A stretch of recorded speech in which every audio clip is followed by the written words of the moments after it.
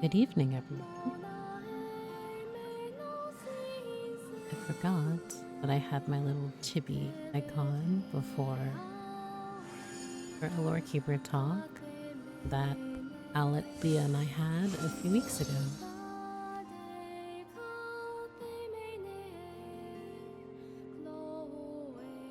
But hello, hello. I hope everyone's doing well this evening. This will probably be a shorter stream. It's late, but I can't sleep.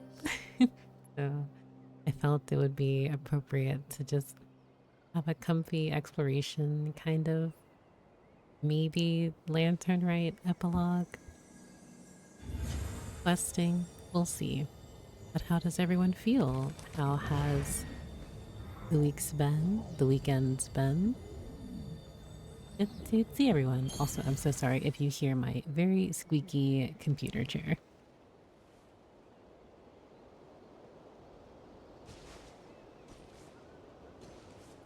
I have been, excuse me, I have just been exploring Tavat days that I don't have work. And I am constantly reminded just how much I love this game. Also, welcome Ken. Hi, Sunny. I hope everyone's doing well. I love exploring with Columbina. I love how floaty she is. Very, very comfy. Also, welcome, Milu. If it's pronounced Milo, please correct me. I apologize. I'm so bad with pronunciation.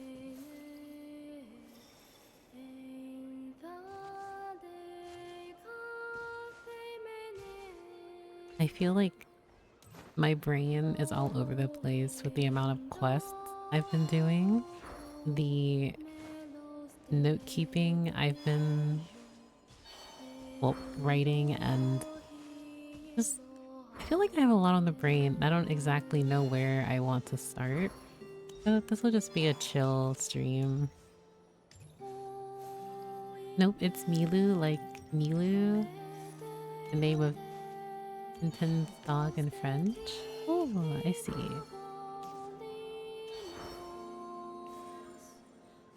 So I, like, it's been such a while. Excuse me, it's been a while since I've just had a stream where I just run around. I'm so used to being like, okay, let's have an objective or something to do, TM. But I forgot that I can just stream this game and just explore, wander around, be comfy. I, of course, always want my streams and community to feel comfy, so it's not always something TM. I also have been playing a bit of other games as well, so I've had to, like, slowly come back with Genshin and catch up. Also, the way that I just unlocked this one, I think last stream, because I haven't really been exploring this area too much, and I should. I've been focusing on Nicole's, and I have not even gone here yet because I'm unlooking. I will not fall for the Varka propaganda. He will not get me. I am hiding. If I hide from Varka, I will not be tempted. But on that note, how many people here will be pulling for Varka or plan on getting him in a future rerun?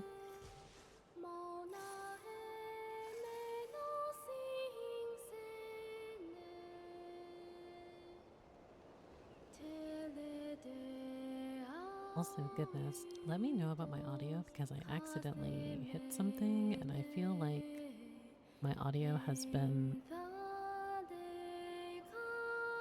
like, it's wonky now.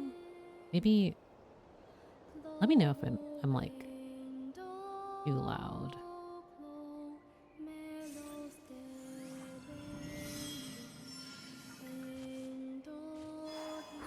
I'm guaranteed. Ooh, let's go, Skua. So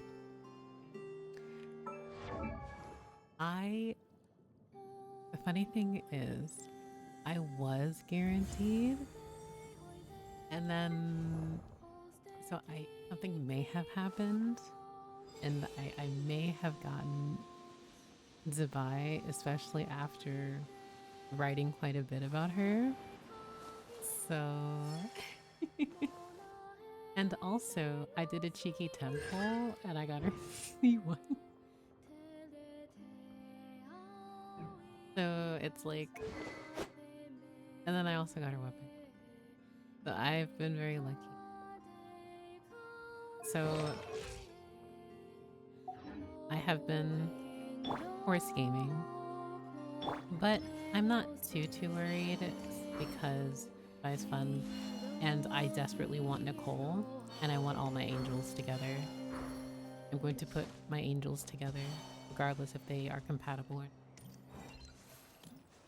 Are you excited for the Bloodstained Night?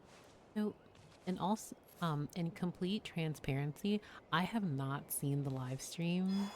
I did not see watch the video for it. The only thing I've been seeing is like the occasional fan art.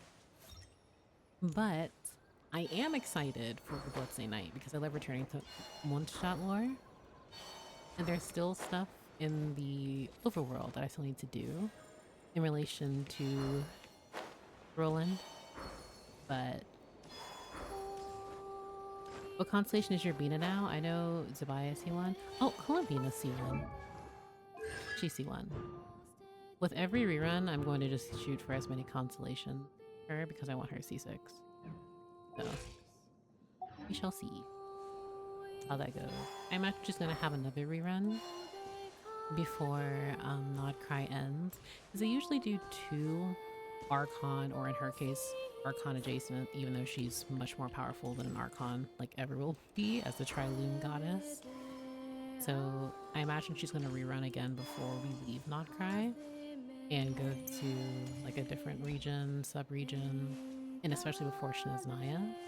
So by then I should at least get her to like C2, C3, and then subsequent reruns. Because all like the Archon adjacent characters have like multiple reruns, especially when like the first year-ish or so that they release. Also, welcome Recon. Welcome.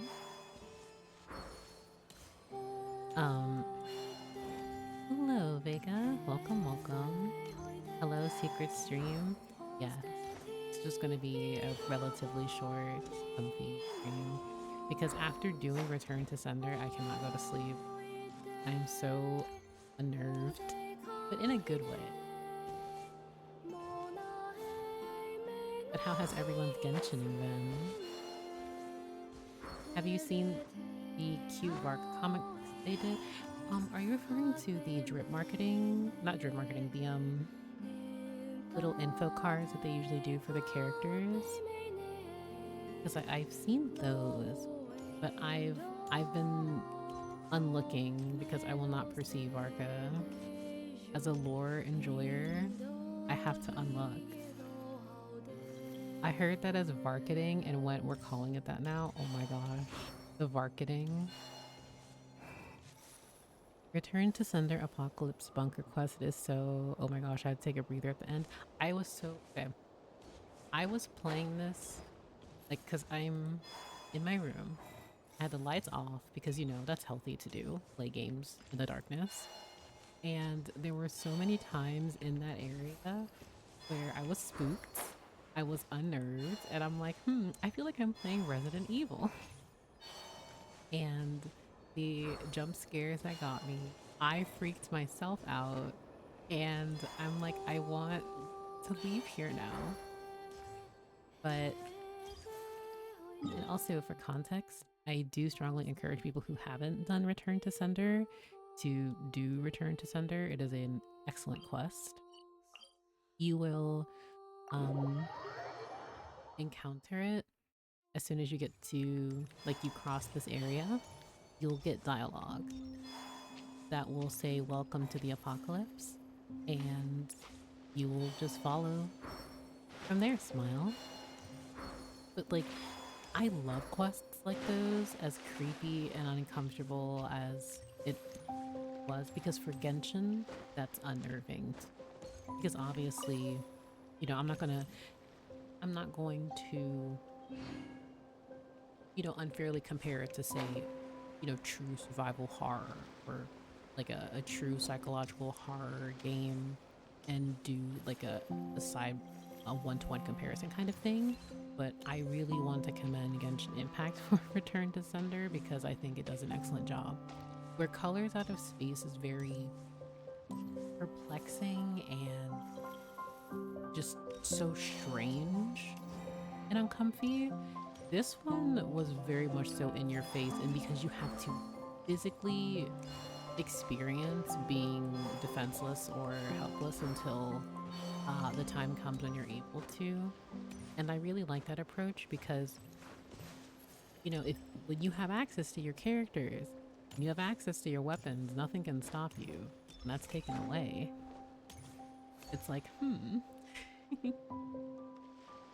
hate to start talk, but recently I've somehow gotten motivated enough to progress of my alt free-to-play HSR account and got Yaoguang and Evernight, trying to get high ceilings, but if I can't, I'll get Sparksy. Ooh, congratulations!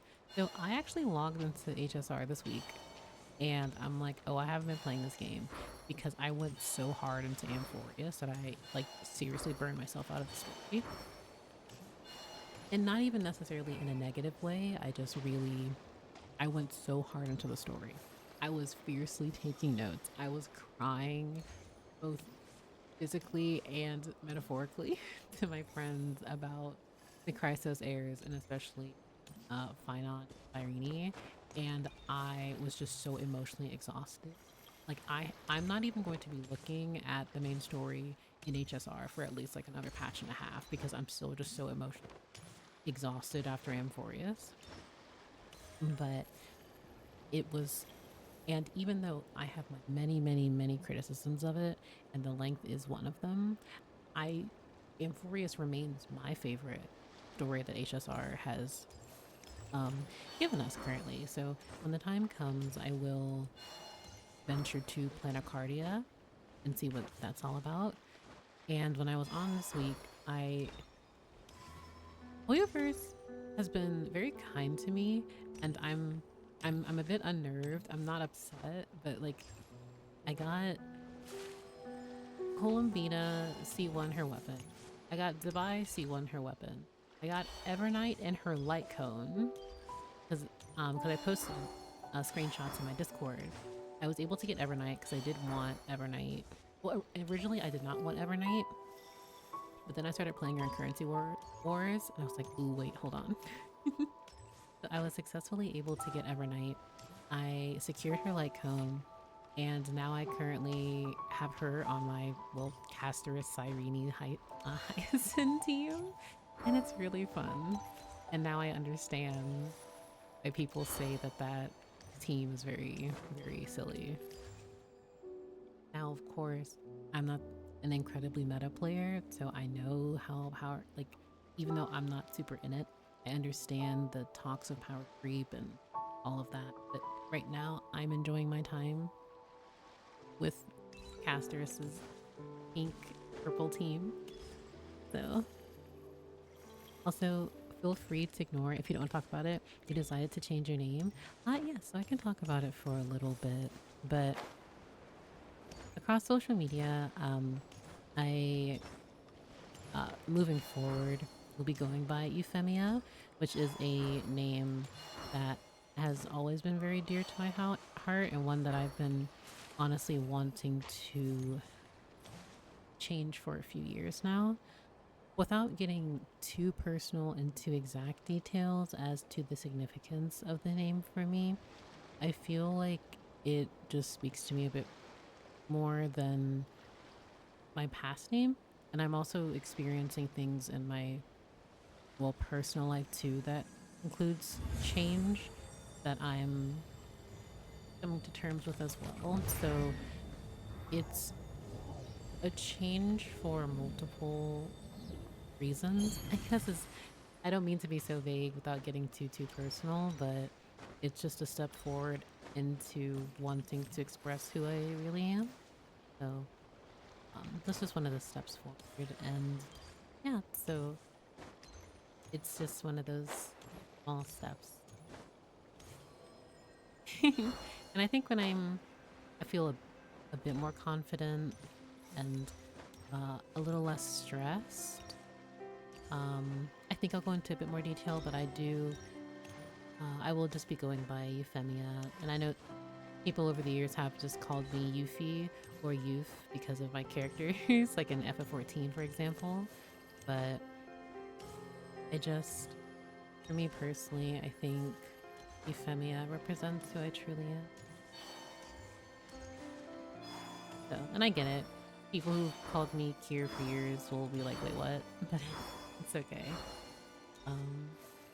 Every time I look in the distance, I'm like, I cannot approach you because I have a Geo team and this will be the saddest thing ever. Technically, I could fight it with Columbina, but it would be like a 5-minute fight. So. I think I stopped just before starting the last chapter or 2 of Amphorius, but I haven't touched HSR in months. Well, and that's the thing, I didn't touch HSR for months until this past week because I have the returner thing, like the little here's your little weekly or 2 weekly event. Thank you for coming back. The same thing with Zenless too. Even though I got Ye Shun Gong and I was like, oh, I don't know how much longer I'll be playing Zenless because I'm not sure if I like the direction of the story or maybe they do adjust some things for me to get more interested in it. But I've just been primarily focused on Genshin's lore, Arknight's and Field's lore, their world.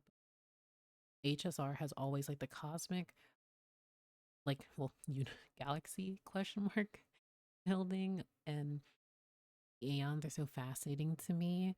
I think even though if I'm not actively playing HSR, I will always be interested in so many of its concepts. So it's, you know, I was just a little worried with when the name suddenly changed.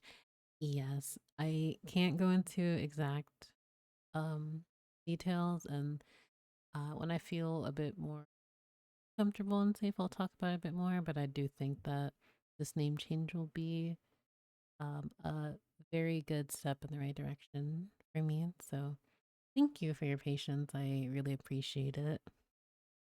But it's okay. I completely understand.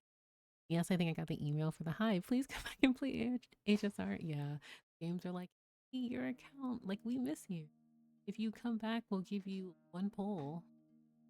Please come back. I could explore. Well, so can we talk about how the Void Sea outlook, like, I love how a mage of the Hexen Circle and an angel created by the Heavenly Principles is in the Void Sea. Like, I think of just the Sealies being in the Dark Sea. So this area being the Void Sea just keep us it. ZZZ is on thin ice with me here. I liked most of the Ye Shuyon Jungguang arc when they're not trying too hard to do the cute dates. TM, it was good. So the thing with Zenless for me is like, I feel like initially it had some very high highs and now it's just been this very unfortunate stagnant kind of situation for me story-wise and character-wise. Like I understand they'll, well, I would hope that they revisit certain characters in the future because they have to cycle out the new toy of the month that they want to sell or the new, toys they want you to look at. But admittedly, I'm just really exhausted because I'm not one who is a huge stickler for fan service because everyone is fan service, like has their degree of fan service in one way or another. I like what I may not be what you may like, vice versa. But in ZZZ, they are like they clearly know their audience and you can see the audience. But for me, it just got boring because there was a lack. I felt interesting story and I wasn't really like what I was interested in with ZZZ was not being touched on. It was just more so here are just the characters and here is you going on, for lack of a better word, dates with them. And I don't mind often. Maybe if there's a character who has a crush or whatever, it's fine for characters with crushes, but when it's so consistent and it's so in your face, I don't appreciate this kind of characterization because I'm I'm not attached to this character because you're not giving me anything except like they're in love with the proxy or they only exist to be proxies like number 40 like like partner or something. Like it doesn't feel like earned some of these dynamics, and that's where I have an issue with when it comes to certain storytelling, especially with Hoyoverse. So like in the instance of Ye Gong, also spoilers by the way for people who maybe have been playing Zenless or not caught up or So, just for a brief period, Ye Shungong, and I mean this in the most respectful way. I don't hate her. She is just there for like I don't dislike her. I dislike how they handled her, but she is there. Like she's a strong character, sure. They always make all the void hunters very strong. But I don't feel any attachment to her because it really like they wanted you to really like her. She's very close to the proxy. This is how they were close. But it wasn't like grew with her. We didn't walk with her that long. We knew her for like a patch. And I'm like, again, I don't dislike this character, but I don't, I'm just, I just have my criticisms. And I feel like I'm not accurately saying everything I would like to, but I feel like they just want, like, at this moment, I feel like Zenless just wants to be, it shares a critical thing I have about Wuthering Waves too. It feels like right now they want to focus on like hype moments and aura as opposed to having a cohesive narrative and story and strong characters. And again, I know they have to cycle through all these characters, but when I look at Ye Shungong, I'm like, it's just character down for me. It's just like she's there, and I'm like, man, you really could have done something here. And I'm not, I'm not the best writer in the world. I'm not gonna sit here and say I would have known how to handled her story better, but I still feel like there were just so many misses where I was just like, all right, can we please move on from Gong right now? Maybe it's because I'm exhausted from Young Koi Summit. Maybe that's why, and I'm ready to go to the next area or next part of the story. But 2.x was largely a miss for me for Zenless. There were some moments where I'm like, okay, but everything else was just like, oh. And then I look at Genshin, because Genshin by no means is perfect either. But I'm like, okay, well, I'm more interested clearly in how Genshin handles some of its characters than Zenless. And I will say, when it comes to Zenless, like, I get that female characters will always be the number one selling point for the majority of gachas, unless it is specifically targeted for a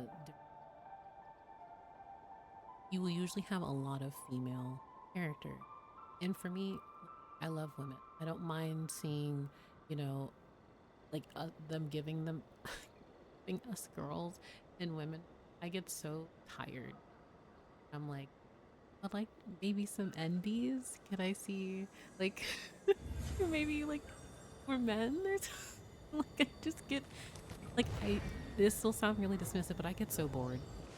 I get so bored because I also feel the few times like they will write female characters, it'll just be like, okay, she was there.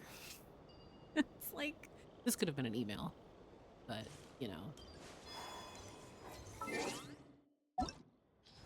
And I know for some people who really like gacha games or game like open world exploration gacha games, they or at least some of my friends and acquaintances, if there is not a decent male ratio, they don't even look at it because they like playing male and female characters. They don't want to just play an entire cast of characters, which is completely fine. But because one of them the other day was like, "Hey, how many male characters are there in Genshin?" And I was like, squints. Okay, men or boys? How do we want to? Like, I can give you. Like, I can go down the list, but yeah. I actually cried when we went back to 6th Street. I missed our shop and all the shopkeepers. Yeah, like I just miss. And again, I think it's because they want to appease to a wider audience while also taking away certain aspects of Zenless that made it unique. So now there are different elements that suffer as a result. And I also want to make a huge disclaimer as well that Genshin by no means has a perfect story, perfect storytelling, depictions of their characters, cultures, all of that. But I will say, for even though there are many hit or misses, and this is true, I think, for a lot of gacha games, I am happy with how, like, at least, I mean, you guys clearly know my favorites. Even though they'll come in once every 40 years, I have a good time. And I like more centric characters. So I think for me, I enjoy what they give, because sometimes I feel they don't do enough. Other times I think they overdo it, but it's never like, if a character is just not for me, they're not for me. But I would never dislike them in the sense of just hating them to hate them. Like, that's just not. But like, when I think of my absolute favorite characters in Genshin, that like I could just ramble on forever. 1, 2, 3, 4, 5, 6. Ooh. 7, 8, 9, 10, 11, 12. These two are tied currently. So out of like the 100-ish characters we have, I think like I'm really attached to about 12 characters. But then there are also a lot of characters that I genuinely enjoy. Like, bring back my king. Bring back the Luke. And some characters that I wish we could have more with, but we more than likely won't.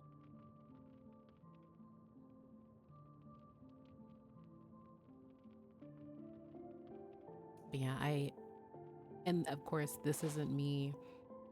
I do want to firmly state that I do enjoy the stories and characters across Hoyoverse media. But there are many criticisms I have.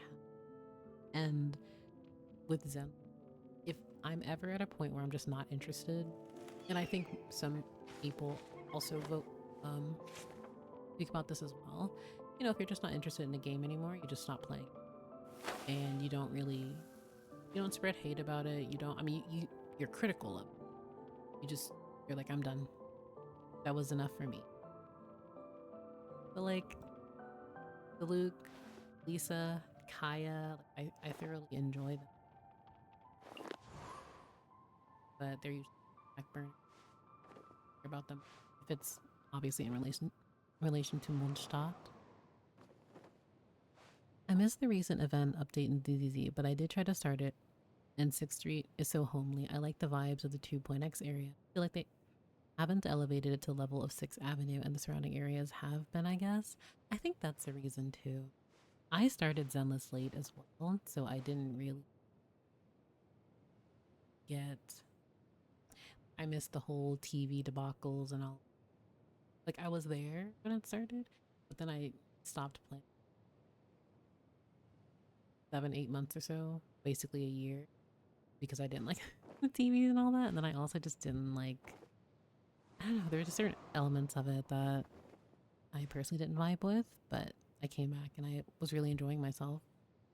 Season 1 was excellent. Here in Genshin, because I've been debating how I want to a video on this particular subject, mainly, like, let's say you're a new player and you want to get into Genshin Impact. What do you do? Where do you start? And how do you properly navigate? Because for a person who's jumping into a 5-year-old game, like, where do you start? Who are these characters? How do I team build? And obviously I wouldn't go into the meta version, like, side of it. That's where all the very reliable theory crafters and things are, but as a lore nerd, it's like, oh, if I'm interested in the story, where do I start? Kind of thing. So, and I'll say right here, I'm pretty sure I was vocal about this previously. I was not interested in getting Zabai, and yet,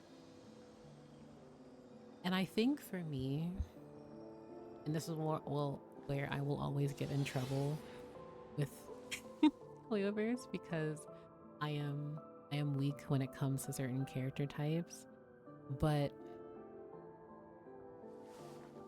I get so, and I understand that there are story lore enjoyers who literally unlook. Like, I know people who are deep down into Tevat's lore, and they do not care about Zabai at all. They are pulling for Varka, and I completely understand. I completely understand, because for many people, Varka will always eclipse Zabai, because Zabai is just like, you know, if you're interested in angels and her connection to the moon, like, okay, that's cute. But Varka as the Grandmaster, being a character that's been hyped for 5 years, she will not compare. And that's just from like a, you know, a preference to speak on the by like as a unit, but that's just how it is. Like for some people, they just went all into Columbina and they won't get Varka because they prioritize Columbina, you know? So, but I really, because where I was going with this was, I'm the type of person who I get very, very, very attached to the media I love, and especially so with the characters. And I am very ill when it comes to certain characters, especially Mona, Venti, Zhongli, Dainsliff, and Raiden A, and Furina. Like those characters, when I think of Genshin Impact, for me, those are the characters. And then Albedo, he comes and goes. But like the Lantern Right aspect of, like, Lantern Right was cute, but when I looked into Zabai's story, especially as someone who really likes learning about Tevat's history, it could also be because I'm just a deeply emotional person, but seeing someone like Zabai sacrifice herself for her people and stand on business, it did something in me, learning about, and then also just compiled with what we know about how the angels were cursed because of Koitat. Just it just made my heart hurt, and I just really came to like her. Like, even like as an actual unit, I don't and I don't mean this in a dismissive way. I don't care about meta like that. Like, it's fun. Like, oh yeah, like here's a team that works for her. Like, but even if like if I didn't have Columbina, which would be unlikely because I just love Columbina, if I like a character, I'm just gonna pull them. So once again, I'm not going to say anymore that I'm not going to get X character. I'm just going to be quiet because I will end up liking said character. I like Zabai a lot. She has good lore and she has fun with her personalities. I'm going for Varka, but I absolutely get her on a rerun. Yeah, and I'm hoping you get multiple copies, because again, you can't emphasize how I was like, all right, here's Zabai, and then I was like, cheeky temple. Oh, it's gold. Oh, it's gold. Oh, it's gold. So, also, on that note, I do actually want to do, I don't know, like, I think everyone uses this. I'm pretty sure this is like AI is, I think this, but it's like learning proper rotations of the DPS meter. I do appreciate the people who put this together. Plus the fact that Isroth caring enough to save her. Can we talk about that? Okay, so first and foremost, I like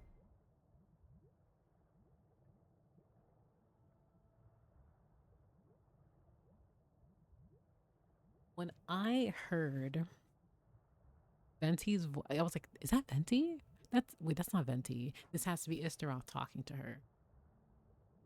Lucky I got the one that's not AI. Ooh, could you please? Because the thing is, I just don't like.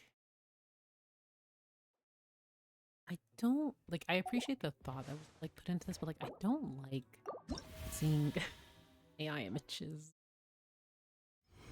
especially so when it comes to Wonderland. There's so much AI created like stuff like this. Here's the record code. Okay. Also, welcome, Farinella. Oh my gosh. Let's see. As much as I normally like DPS meters, I kind of feel like they're bad for a single player game like Genshin. Something about it just feels wrong. So for me personally, I don't mind them because I just want to see my own personal like character like damage and then team damage. But I feel like I can understand where you're coming from.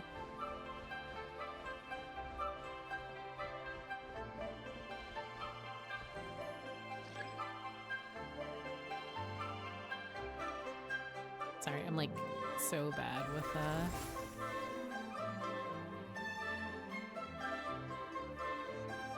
I cannot copy this for the life. Okay.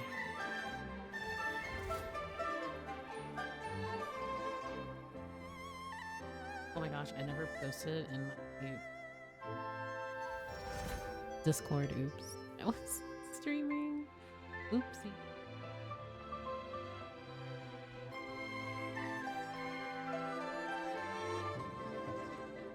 Okay, let me.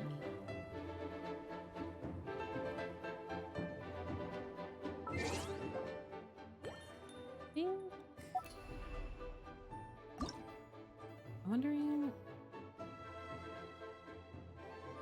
Because I get so sad seeing how many AI images are in this.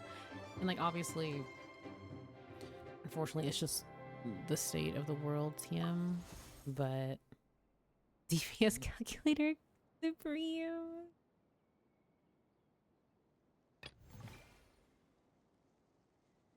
I think it's your character is bad because the DPS meter says they don't do good damage compared to insert optimized team here issue with discourse around the game that bugs me. Personally, I feel like that's very like I really dislike,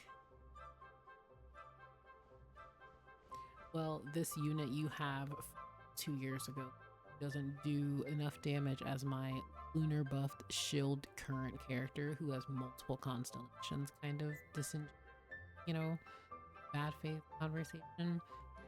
But I also think that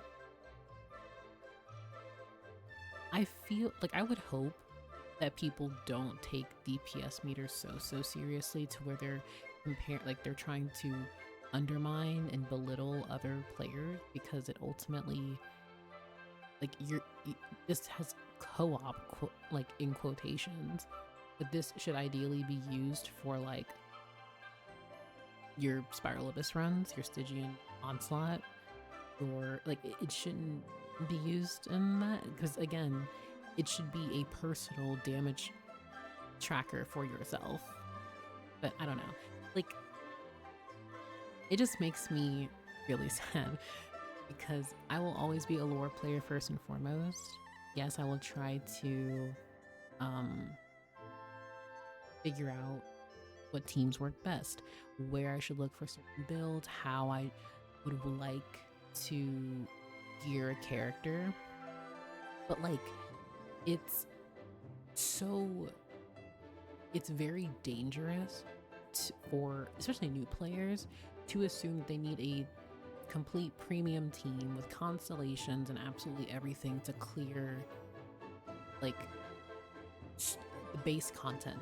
Like, if you're exploring the overworld, you do not need a C6 of this. You do not need to have this meta quote-unquote team, because the meta will always change, and then you'll always have new characters that like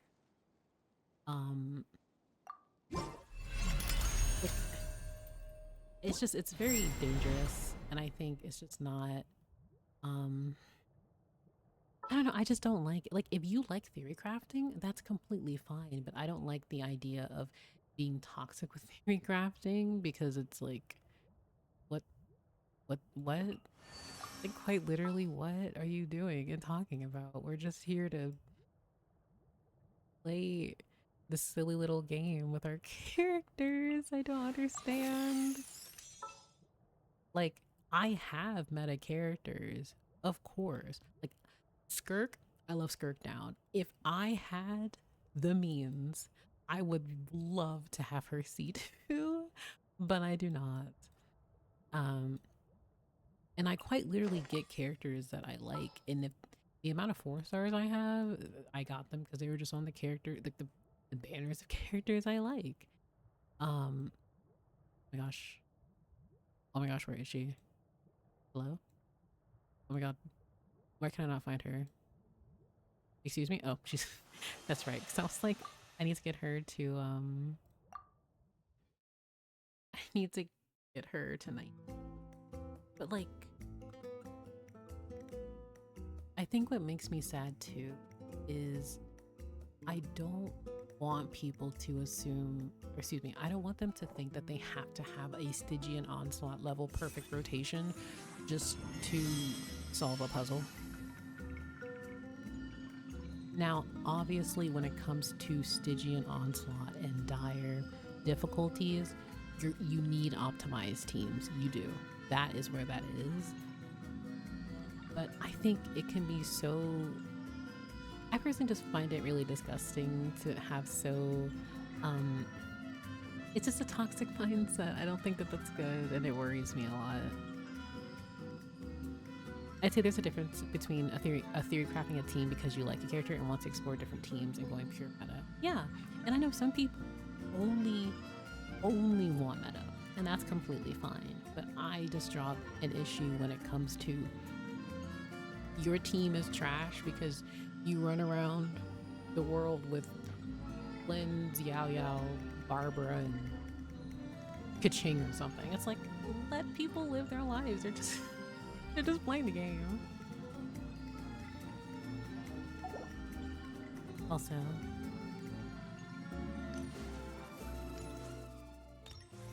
I love this music.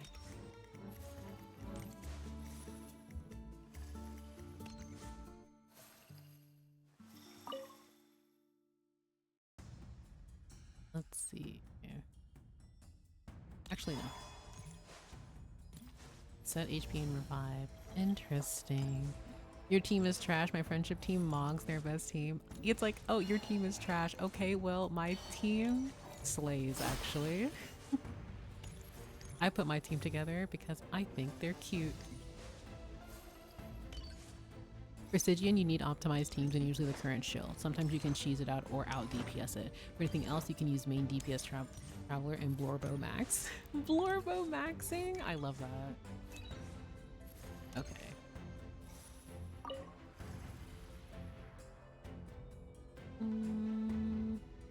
Barbeloff? Excuse me? I'm screaming. Oh my gosh, that's so funny. That's so funny. I put my team together just because they vibe together. Yeah, my exploration team is literally Traveler, Mona, Venti, and Albedo. I just put them together because I love them. Varbeloff? I'm screaming, stop. I can't believe Varka is going to be here in what? 3 days? 2 days? Alright, I need to know who here is pulling for cons and who is here just to get the man TM. Personal damage. Okay. I feel like I should make this 20. I want Animo Skirk. Okay. I want to get cons, but C0 R1. Yeah.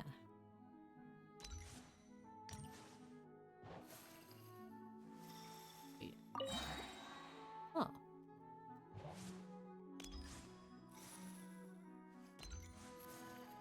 to Aura.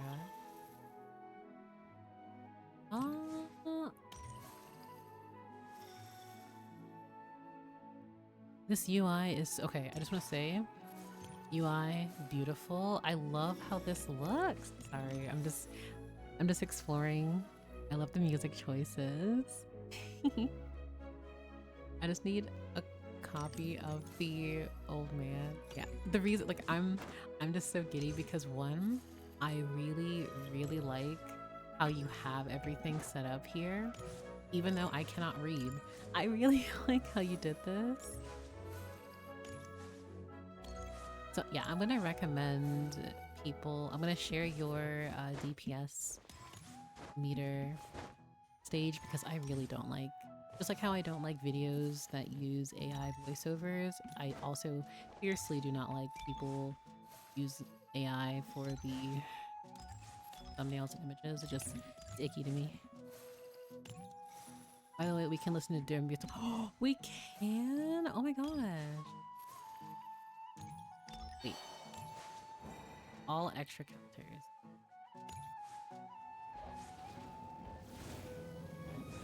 Oh, this is really cool. Sorry. I kind of just like this current rotate, like, music rotation. I'm just really comfy. Manamo. Although I wish I never read that word. I'm so sad that I said that out loud. No. I'm rejecting that.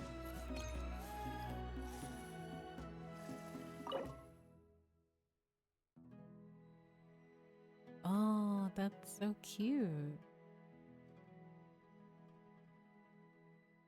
Oh. We can take no, I'm rejecting that actually. Oh wait.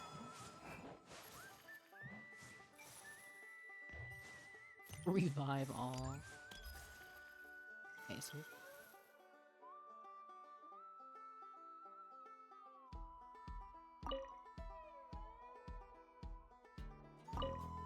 actually I feel like that'd be fun.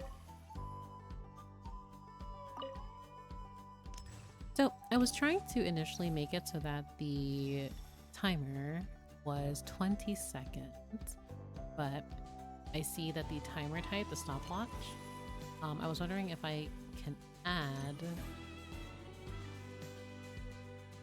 I might need to go to different... Where is...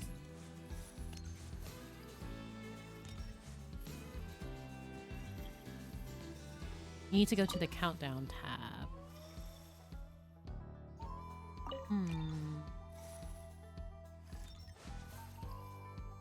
Let's see if it's up here. Oh, I didn't mean to... I didn't mean to leave. I'm gonna go back. Hold on. You went to tick speed. Okay, yeah.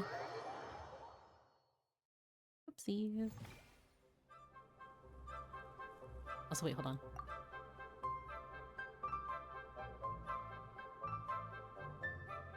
Yeah, this is... You beat DPS. I did. I beat DPS. So, you say... You went to speed, so when I return back, is there a, like, pillar I go to that selects the column for the countdown? Or will I need to select a... didn't even need to attack? No, that was completely my fault. I thought I needed to exit, and I'm like, oh...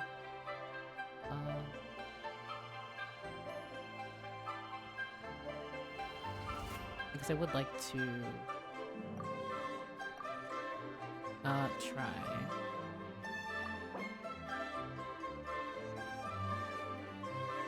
But I will say,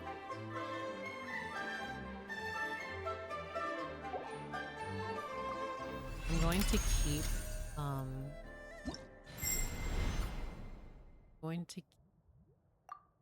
this UI, the game UID, because I want... Good.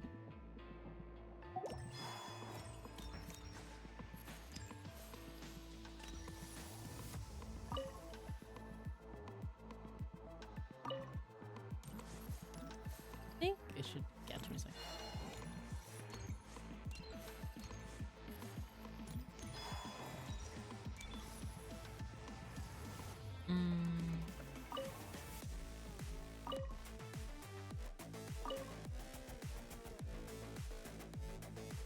resistant.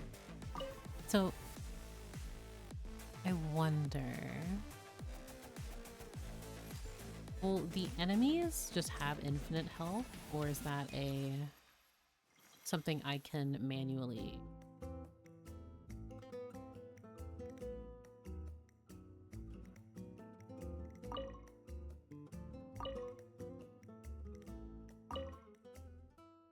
They have infinite health? Okay. Mental aura.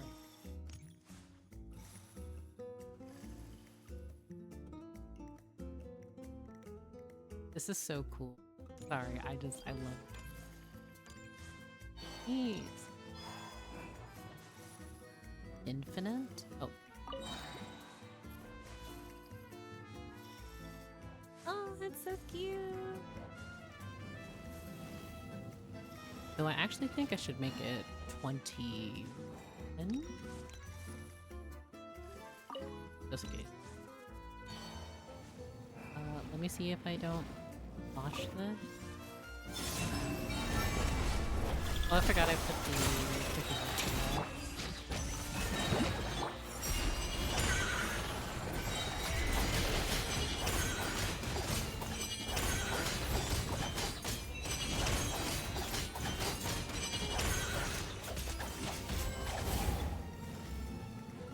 I forgot that I took the voices off. Oops. Oopsies. Well, it's fine. Yeah, I do like just to see where my teams are.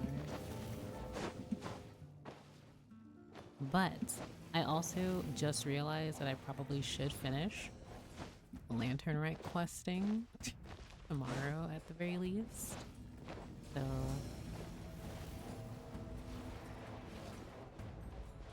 oh, Vega, thank you so much for the tier 2. For 8 months. Can't believe it's been so long. Thank you.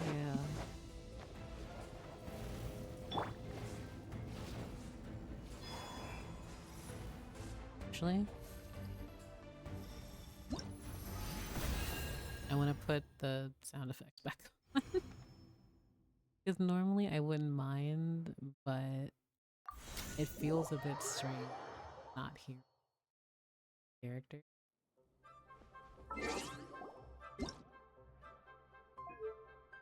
Paimon coming in!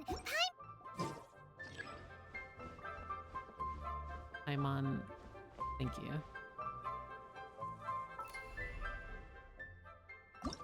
But I do hope everyone is TM. Not hearing Zabai voice, but hearing the horse is kind of funny. It is. It's very important. Also, once again, I was having a discussion with someone who asked me to buy for an angel. I responded with yes. Because objectively speaking, when you're like certain, like you can just, non-mortals can take on whatever form they want. Calm down. What? You can easily find the sage in my collection since you favored it. Oh my goodness, you are completely correct. This proves how much of a tourist I am in Milliasha Wonderland, even though I AFK here a lot. I do not know UI well. Okay.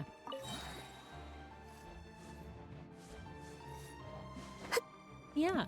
I do want to say before I do this, like again, before I just start exploring and jumping around, is I really, really like the arena you made. I love the shrubbery. I love the forest. I love the moon.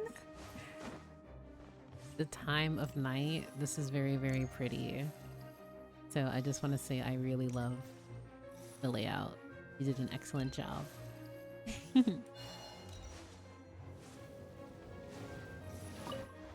Surge! Confirmed! You got this! Light compel! Everyone on me! Be cleansed! Like the dust! Divine light, shield them!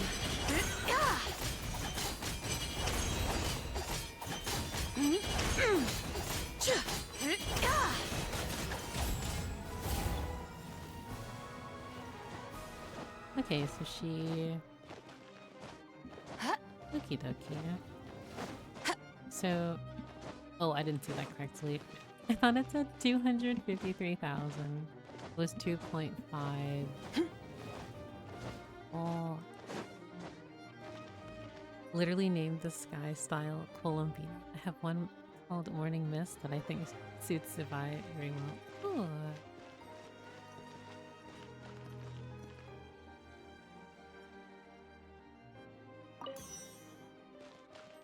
Oh my gosh, you are so... Oh yeah, this is Zivai coded. Look at this. This is just Zivai. I would like to believe that others also agree.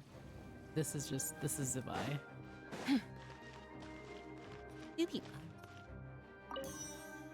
Oh my gosh, Imranok, I miss. Oh, that area was pretty, even though Monos Domain is my favorite and always will be.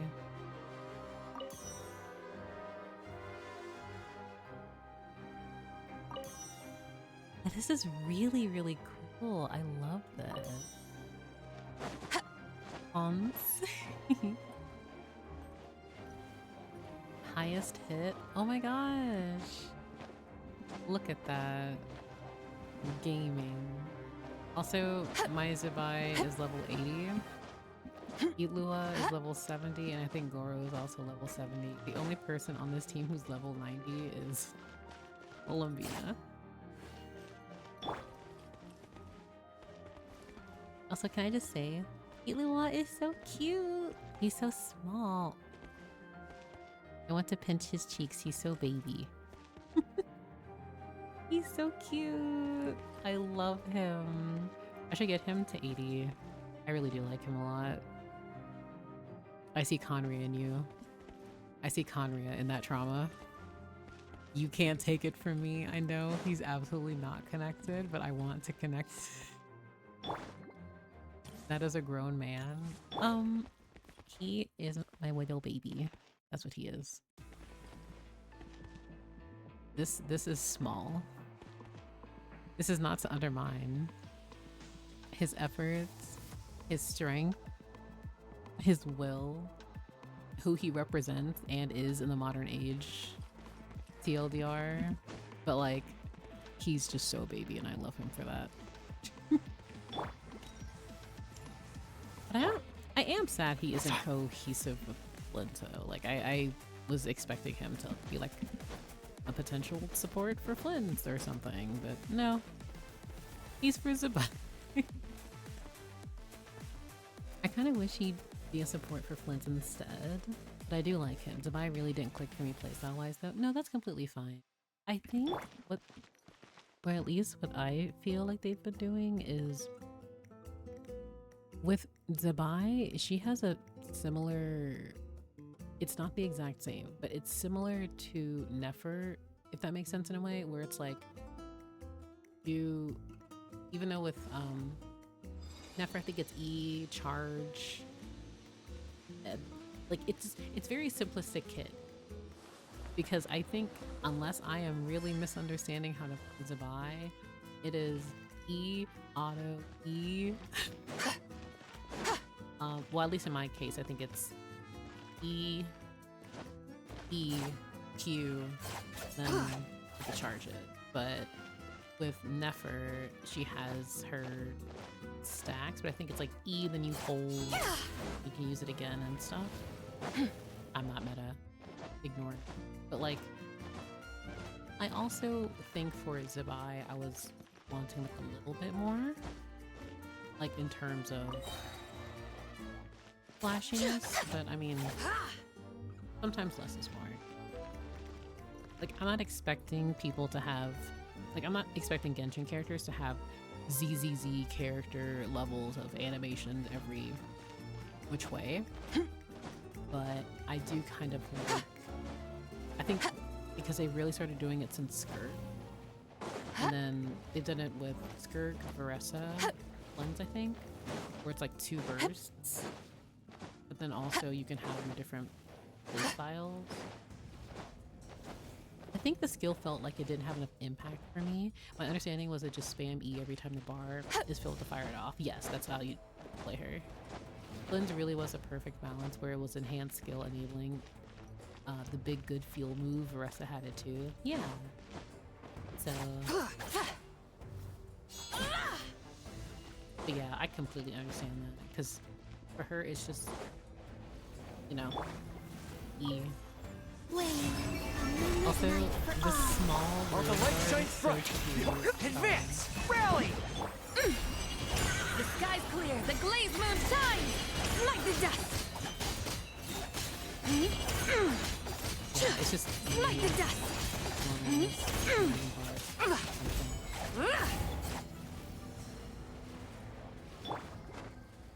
Whee! Yeah, so okay, so roughly like 2.4-ish, I guess, maybe. To clarify, I don't think she's bad, but I realize quick she's not for me. Yeah, that's completely fair. That is completely fair. But also, Urinella, thank you so much for your stage. And also, I need unfavorite that one. But thank you so much because I like doing little things like this just to see where my teams and stuff are. Oh, wait. There's a return to Tavat button I've got. But after doing return to sender, I really feel like I need to distract myself. Thanks a lot for trying it too. Oh, I'm absolutely going to be using it more. Yeah, always, always. I love looking at everyone. Ugh. Makes me happy. What are you doing? Oh, also, I do want to say in relation to... Wait. Oh, it's over here. That's right. For the return to sender quest, I really like that. Oh wait, not over here. It's put that there. I like how you can read all the artifacts here again. Oh, can we hear your thought on the new trailer and such? Wait, is there a new trailer? Was there a trailer released tonight? I feel like I am... There's been a couple. No, so if we're referring to the Varka ones, I have perhaps seen them. Maybe. Possibly. I will say, Neo, she usually lurks. I hope her all the best when she gets C6. They've been on repeat since they got... Oh, not for me. Not at all. Not at all, not for me. But I hope those who are very excited... Because, like, I have watched the one with Barbeloff and the Hexen Circle. That was the one that I watched and screamed about. I will be honest, I was not paying attention to Varka in that at all. I was just focused on the Hexen Circle. And then there was the one where he was... Where Il Capitano, Toro's hair, was there too. And I was also focused on him, and I was not focused on Varka. But, like... I don't mean this to be shady. I really don't. But... I will say, they should give me more interactions between Il Capitano and Varka. Even if they are in memory, give me something. Like, I want... Because one of the wishes I've ever had for Hoyoverse is to just let me see Varka and Il Capitano fight. Just let me see it. I think they'd be great sparring buddies. Definitely the sparring buddies. But in all seriousness, I would like to see them fight, actually. But and also, I would just like to see both of them talking. Because they clearly have How do I want to word this? I just think they'd be neat.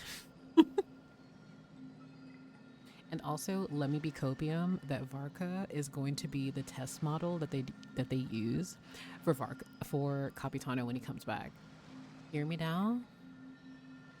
Il Capitano will return, and then everyone is going to eat their words, saying that he's dead and done.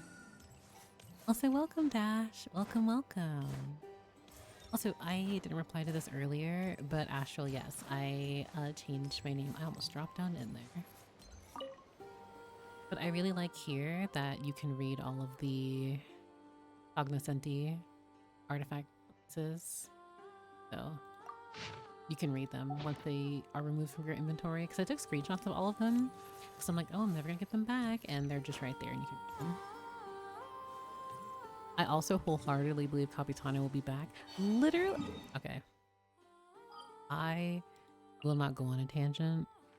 I just want to say also I need to 100% or at least 90% a lot of these regions, and I just have not. But it's one of those situations where it's like, even if you may not like the character, the way that they have set these characters up, it is just not like, it's not feasible for him to not like return TM. Especially considering Simulanka, you know, when you get up from the chair. I'm sorry, the throne. So, nice to meet you, Euphemia. I love the name. Thank you so much, Dad. Thank you very much. We did get up from the throne of glue. Yeah. Like, now, will it be Thrain? Will it be Capitano? Like, we'll see. But he will return.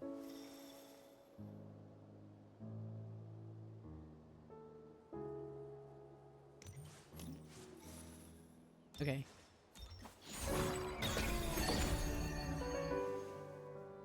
But like, also it's giving, like him just being here, it's like, okay, so when are you gonna get up?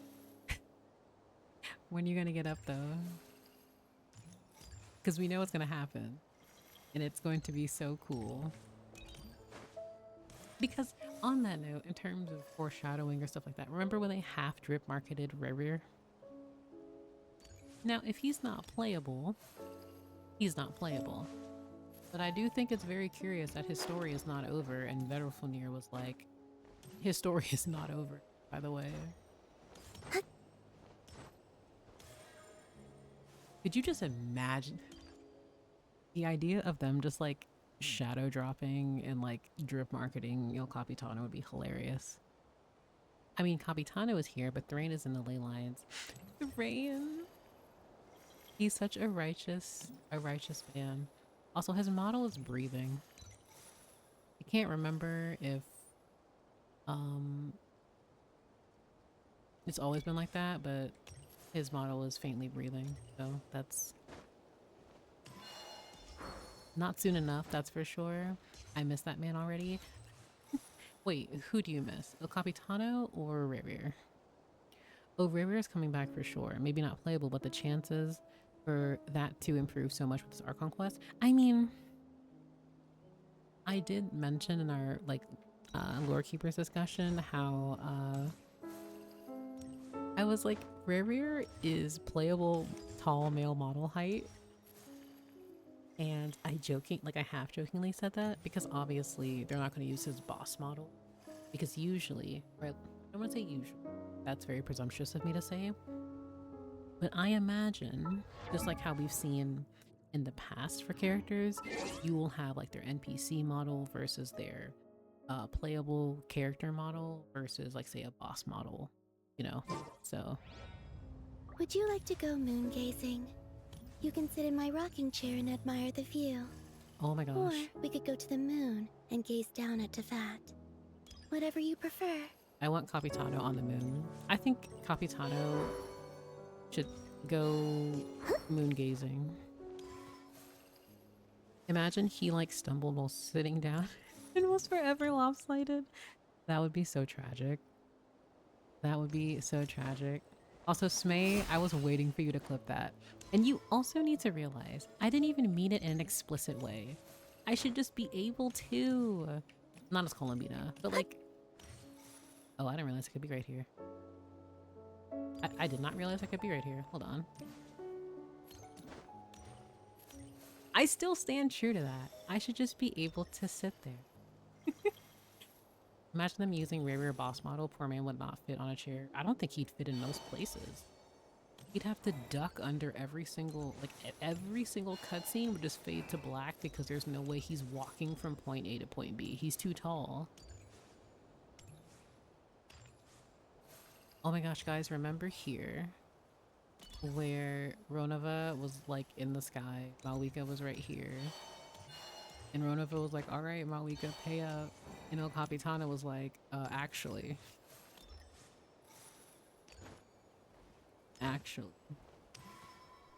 Yeah, El Capitano will return. And it will be... like, whether it will be during New Conria, which is where I wouldn't be surprised if that were the case, because again, it is currently February, so like very soon it will be March, and it will be what, 5-6-ish months from there we're going to be in Sneznaya. So I personally, especially with Project Stuja and stuff going on, I will just say I will not be surprised if we see some action with Il Capitano, especially considering his fabled enchanted sword, Mistleton, was mentioned in Project Stuja. And of course, they may not use Thrain specifically, but I do find it very curious. I will leave him to his throne, by the way. Also, the idea of him getting up from this throne is really funny to me because it's like, what is he about to do when he gets up? What is he actually going to do?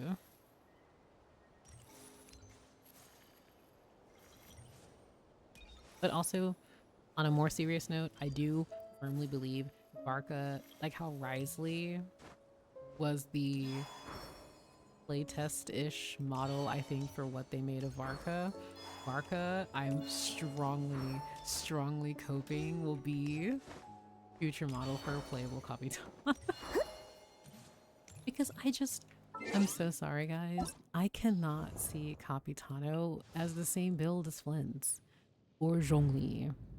You know, to me, maybe also it's because I'm just too used to fan art. I just think that he's a larger man, but it's fine. You're hoping he'll be goodness no. Oh, I saw a curious theory about Varka having his roots in Shasnaya. That's why he went there. Interesting. So this entire time, because we've been getting more, because we've been actually getting more, Boreas stuff, I just assumed and theorized that Varka, like, even though he is human, was like somehow a part of him is like, what in the world is happening over here? Oh my gosh. Like a part of Boreas' soul is like actually fragmented within him, but like not in he's secretly a god kind of way in that traditional sense. But because I think of the recurring themes of god or entity that is split or fragmented in some way, whether it be their consciousness, their will, their ego, their soul, that kind of thing. He got that dog in him. Please. Oh my god. No, I don't want to use the little babies. They're too cute. Follow the trail of the abyss to investigate. I don't, I suppose I'm following the trail of the abyss. Wait.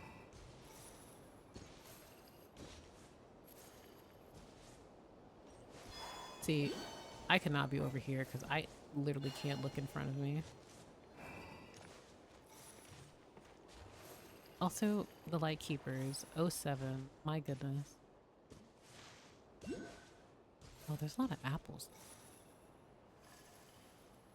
See that thing over there? My team could never. Yeah, and wait, I came over here first. That Lightkeeper had a level 70 dual blade. Stop. Stop it. Be nice. We know that the Traveler canonically has dual blade and prototype Rancor. So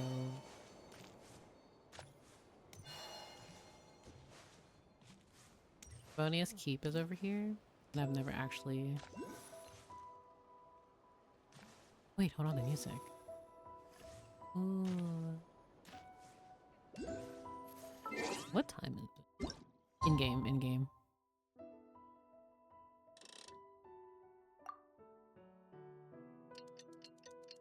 You are not alone. When I saw Varka's model, my copium for Capitano. Well, because like Capitano just doesn't look to me.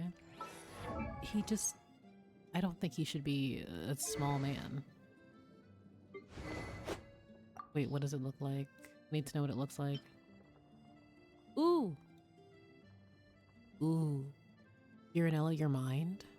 Your mind, actually? Ooh, the gold pop. I still need to get the last refinement. I've been lazy. I should have did that today. Also, I need another refinement for Nilu. Your mind, TM. Also, if anyone would like a spare Aquila Favonia, I got you. Because I have 8 of these things and I'm tired of them. Go away. Oh wait, hold on. This kind of doesn't look bad on her. It doesn't do anything for her.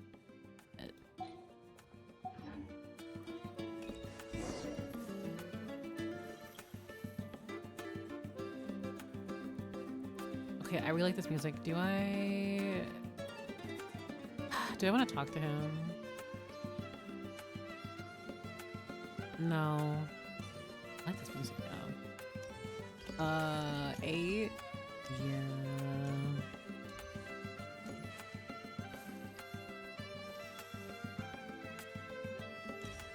I'll make a poll. Should I talk to Varka? I really have not done this at all though. Actually, can I even make a poll? Hold on.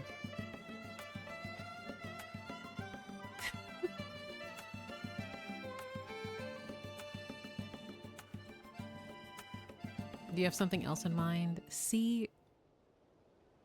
No. No, I do not. And I think Columbina's current idol animation best, like, shows that. No. Well, I don't want to get close to him. I don't want to get close to Varka. Wait, first and foremost, before I do anything. Okay, there is audio. Okay, we will talk.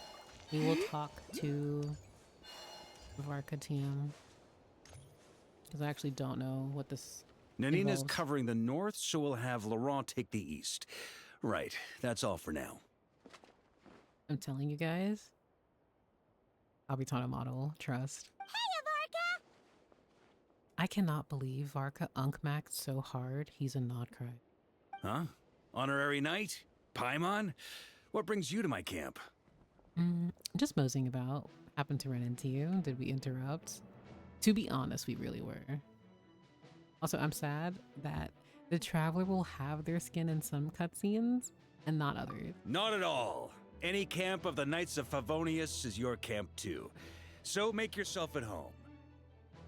Though, you should give me a heads up next time so I can have the Quartermaster break out the good stuff for you. I now have to excuse myself. Have a good rest of the stream. Have a good night. Oh, have a good night. Thanks for stopping by, Dash. It means a lot. Thank you so much.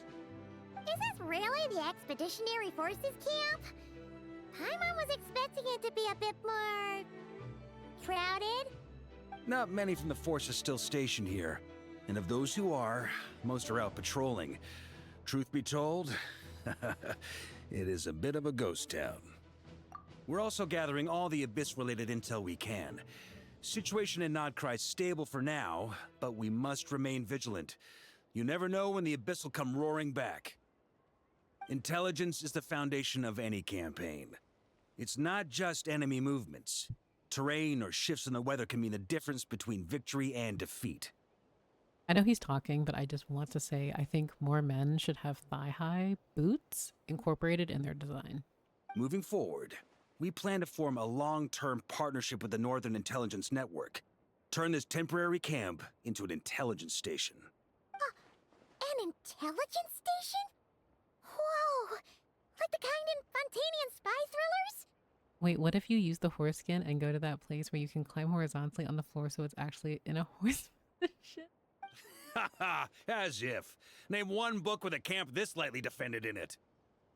During these years out on campaign, we've found that different abyssal disasters are occurring all over Teyvat. They're unnaturally cunning, always shifting, with no two attacks quite going off the same. I hope to use the Northern Intelligence Network to share our findings, and use that collaboration to keep gathering information on the Abyss. This isn't any one nation's burden. Every day, countless winds blow through Nodcry. I'd say that makes it the perfect place to set up an outpost. Oh, so that's why. So this is chivalry in action. Haha, well, chivalry's good and all, but in reality, we've only just established this station, and don't even have a good map of the nearby terrain. If you stumble across any building materials or intel nearby, don't forget to bring them back with you. Okay, so I just want to say, I am not staring intensely, but I do happen to notice this very specific detail on his outfit. So in the, which, I can't remember which, no, it was the second one. I think it's in the second teaser. Maybe, or maybe it was when he was younger in the, I'm calling it the Hex and Circle PV with Varka in it, where he has like a super low V-cut black shirt. Is he still wearing that here and it just has armor over it? Am I seeing things? Because I swear it's the same shirt. Yes, here, more boots like that. No, like I genuinely think more men should have thigh-high boots. I think it looks really nice on certain designs. Yeah, I really feel like it's the same shirt. It's not as low, but also maybe it's a complete different kind of thing. I feel like it's a different shirt now that he's older. That's right, he's Unk maxing now, so he's not his even more free-spirited self. Or he's not as rambunctious as he used to. But wow, that V-neck in the animation was deep. I literally thought, I thought Genshin Impact was, I was like, oh, Genshin Impact looked at her sister Zenless and said, you know what? Let's be a little bit cheeky. And they gave him such a deep V-neck. I was like, is this actually Varka? Kaya's puts, it really does. It puts Kaya's V-neck to shame. Like it's just, it's really funny. V is for Varka after all. Okay. Okay. Rest assured, you're our honorary knight. We'll look after you. Leave it to me. One expedition wraps up, another begins. Oh no. Grandmaster! We've got big trouble, sir! Oh no, there's trouble afoot. Also, is it just me or does this NPC design have like the most isekai male protagonist hair? Oh, what is it? That important guest we were expecting today? He's trapped at the foot of the mountain. What? Is it who I think it is? Oh my gosh. Also, can I just say, I really love that they gave Varka thick eyebrows. I think that they should give more characters thick eyebrows. They gave me Xiao, and I think Xiao is like the only character who has thick eyebrows. Yes, sir, it's Outside him. of Varka, maybe. Most of our available manpower is tied up in patrols. Who do we reassign? I mean, Varka, let me help you. No need. Just point me in the right direction. I'll handle it myself. Honorary Knight, Paimon, till next time. All right, bye, Varka. Okay, seeing him run like that is really funny. I don't know why. He is now off forever. Paimon's never seen Varka so nervous. Now she's curious who that guest is. Could it be a critical informant? Yeah, that's probably it. Let's follow him and see if he needs help. He's the Knight of Boreas. I'm sure he's fine. Got hit by Trackcoon and isekai'd to catch it. Well, that's the thing. He really just, I lost sight of him. I don't know where Varka went. I'll be honest, I don't know where he went. But I do think it's really funny that, he was like, oh, well, it's a ghost town, but had I known you came, I would have got the good stuff. It's like, sir, we're not going to get... Also, hi, Anselm. If only Cardinal Seamus are still here. Cardinal Seamus? Cardinal Seamus has returned to Mondstadt. Previously, he was virtually the only person handling all of the Expeditionary Force's administrative work. After he left, Nanina, Laurent, and I have been taking turns to cover for him. But try as we might, it is often difficult to keep up. They say that Master Jean, who stayed behind in Mondstadt, handles virtually all of the knight's affairs, big and small. It really is a case of like father, like daughter. Oh my gosh, Jean! I did see in one of the little promotional artworks they had of Varka how he was in solitary confinement with Klee being berated by Jean. Good for her. What has the expedition force been up to recently? This expedition is finally coming to an end, and many of our knights can't wait to go home. However, per the Grandmaster's orders, this camp is to remain operational as an outpost for gathering Abyss-related intel. Several of our knights have already volunteered to stay behind. To be honest, I am somewhat surprised by the number. We even had to draw lots to determine who would take the first round of duty. I will also stay behind with them to finish the work of setting up this stronghold. Don't you miss home? A knight feels at home wherever the wind blows.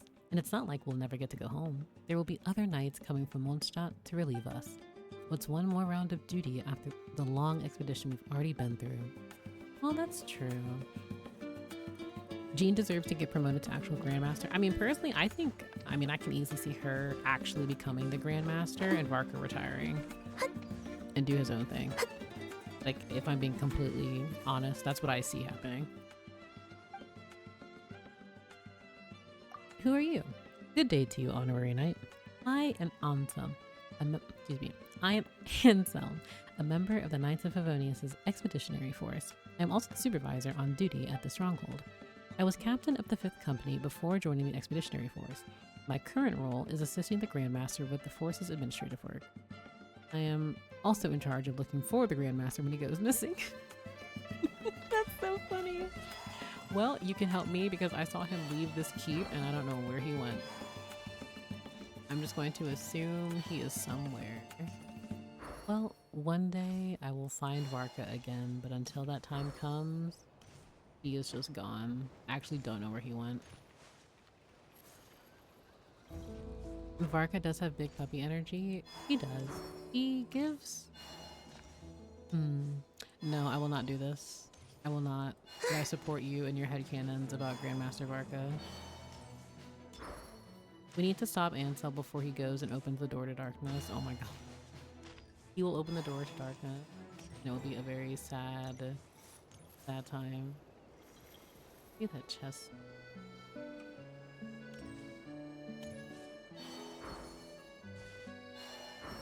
I think you can open the quest to track him down to finish the quest sheet. Oh my gosh. I won't lie. I kind of zoned out. Oh. Milu, you are a genius. Because I would have just been wandering around, no joke, just exploring Nodcry. Like, is Varka here? Is he over here? Maybe he's over here. I have lost the Grandmaster of the Knights of Favonius. I have lost Help! Please man. help me! Oh goodness. He's right here on my account. Okay, so these wolves, we were in M's Vartnir. They were not aggressive. So why are they aggressive now? Go get him, Aiden! Be gone, Shadow! Okay, this is not Charge! necessary. Press the advantage! I'm not gonna do that. I'll just cause what? Oh, okay, he's fine. Hey, are you okay? The ad break, not the ad break. I thought it was for a bit. Now that you actually forgot you could track the quest. No, I legitimately was about to just go around Nod Cry. I was like, I guess you're just supposed to randomly find him, but then I remembered this is being like the tribal chronicles. This is the meeting point equivalent. Yes, there is currently an ad break, but I won't continue the quest dialogue until it ends in about a minute. But yes, I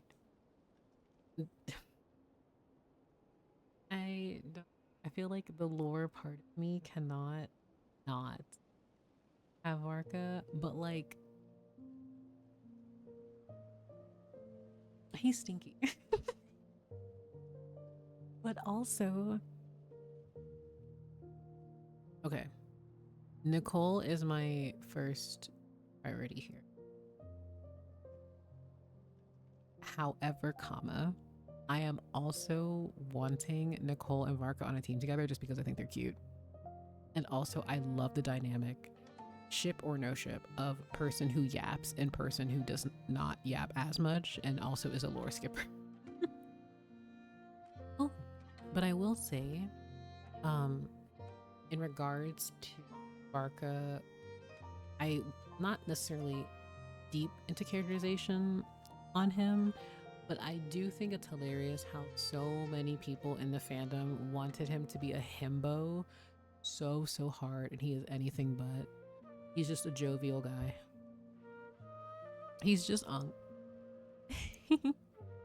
so I think it's really funny because he's by no means a himbo. He's just a silly guy. Yuffie, why is it every green turquoise man we end up liking gives you this energy? Wait, what energy? Oh, and I mean that genuinely, because I feel like I missed something. Also, welcome back from ads. I'm fine. Whew. Good thing you guys showed up so fast. Or I might not have made it by sundown. Praise be! Our essential supplies made it through safe and sound. Is this alcohol? Or wine? What kind of supplies are that important? Booze, it's gotta be. Why do I smell alcohol? Varka, why do we smell alcohol? Good eye! This here is the dandelion wine we specially ordered from Dawn Winery. Pure Mondstadt in a bottle. Get this man out of my face. I don't know why for a second I even thought I could take him serious. Get this man off my screen. You have no idea what it took us to get it here, all the way from there. Ha! And a fine job you did. You're drinking with us at the feast tonight. Whole camp's been looking forward to toasting you. I do think it's hilarious though how Malika has tier level alcohol. Like resistance or tolerance. I love that he and Malika got drunk. So, the only reason you were in a hurry was to make sure the drinks got there in time? And here Paimon thought you were finally being serious about something serious! I literally empathize with Paimon here because I also thought that this was something serious, but no, it has to do with alcohol. Oh my goodness. Also, welcome Malika's Ahoge. Welcome. I smell booze, Varka. Good eye. What's that? Are you saying drinking isn't the most serious of serious business? Because I'd love to have a drink right about now. Is this Shaw Man's? Get him off my Wait! screen.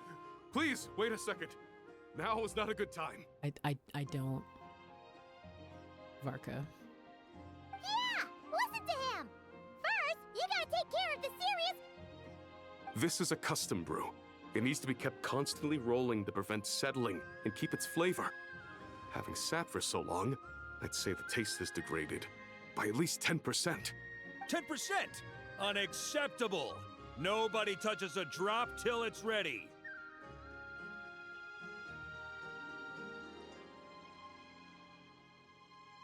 I don't even. Okay. You do you then. So how can we bring it back up to scratch? We specially commissioned someone to build a mechanism that keeps the barrels rolling. Looks like it broke in the fall, though. So now, I guess we'll have to rely on old-fashioned muscle power. Am I about to transport alcohol? Is this what this critical... If I... So we just keep whacking the wooden barrels and roll them to their destination? Sounds like some good old Knights of Favonius strength training. Oh, wait a second. Hold on. The Knights... What?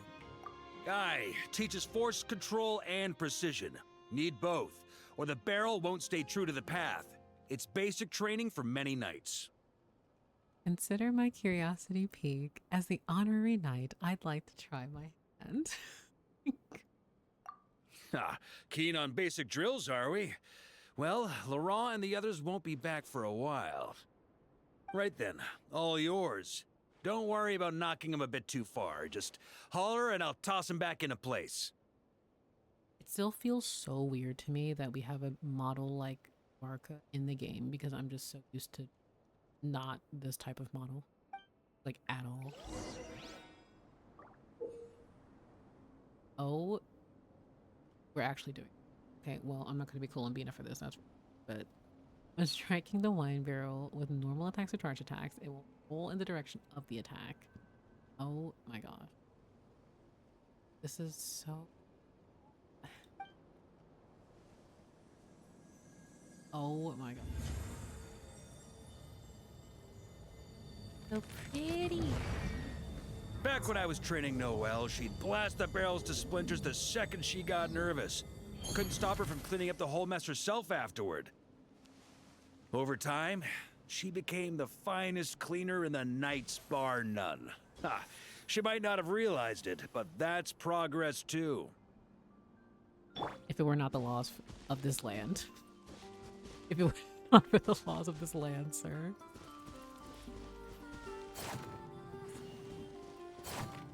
This is definitely the things you do for Mondstadt.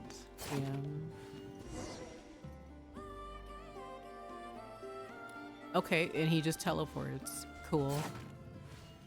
Cool. First time I did this training with Razor, it took us an entire day to finish. Know why? He spent a quarter of the day rolling the barrels, and the other 3/4 trying to figure out what the heck I was talking about. My gosh. Guys, please, please, please pray for me. Please. He's making this so hard. He's making this so hard. I'm gonna roll this off of... And I'm just...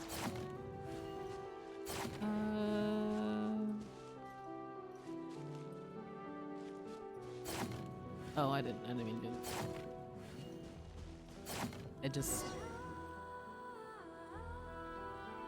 Nope, no praying, only pulling for Varka. No, oh my... I'm not even gonna lie, he startled me. I was not Jean and expecting... Albedo once sat me down to have a serious discussion about whether or not the Spark Knight needed to take part in basic training like this. A Knight's basic training helps build character, but since the Spark Knight's still so young, I decided to get her opinion. She happily brought her bombs to the training grounds, and so we reached a consensus. We won't discuss the matter again until she's a bit older. Get this man off of my screen. Get him off of my screen. Oh my gosh. There is no way. Paimon's hands are sore just from watching you. There's gotta be an easier way, right? No. I want to go around. Come to think of it, You haven't met Rowan yet, have you? Kid's so used to doing things his way, he didn't even show up when it was time for the training. Asked him about it later. He said he went to poke a hornet's nest full of monsters, and as for barrel drills, he didn't think targets that wouldn't hit back were worth his time. Oh, I didn't even hit it there. Well.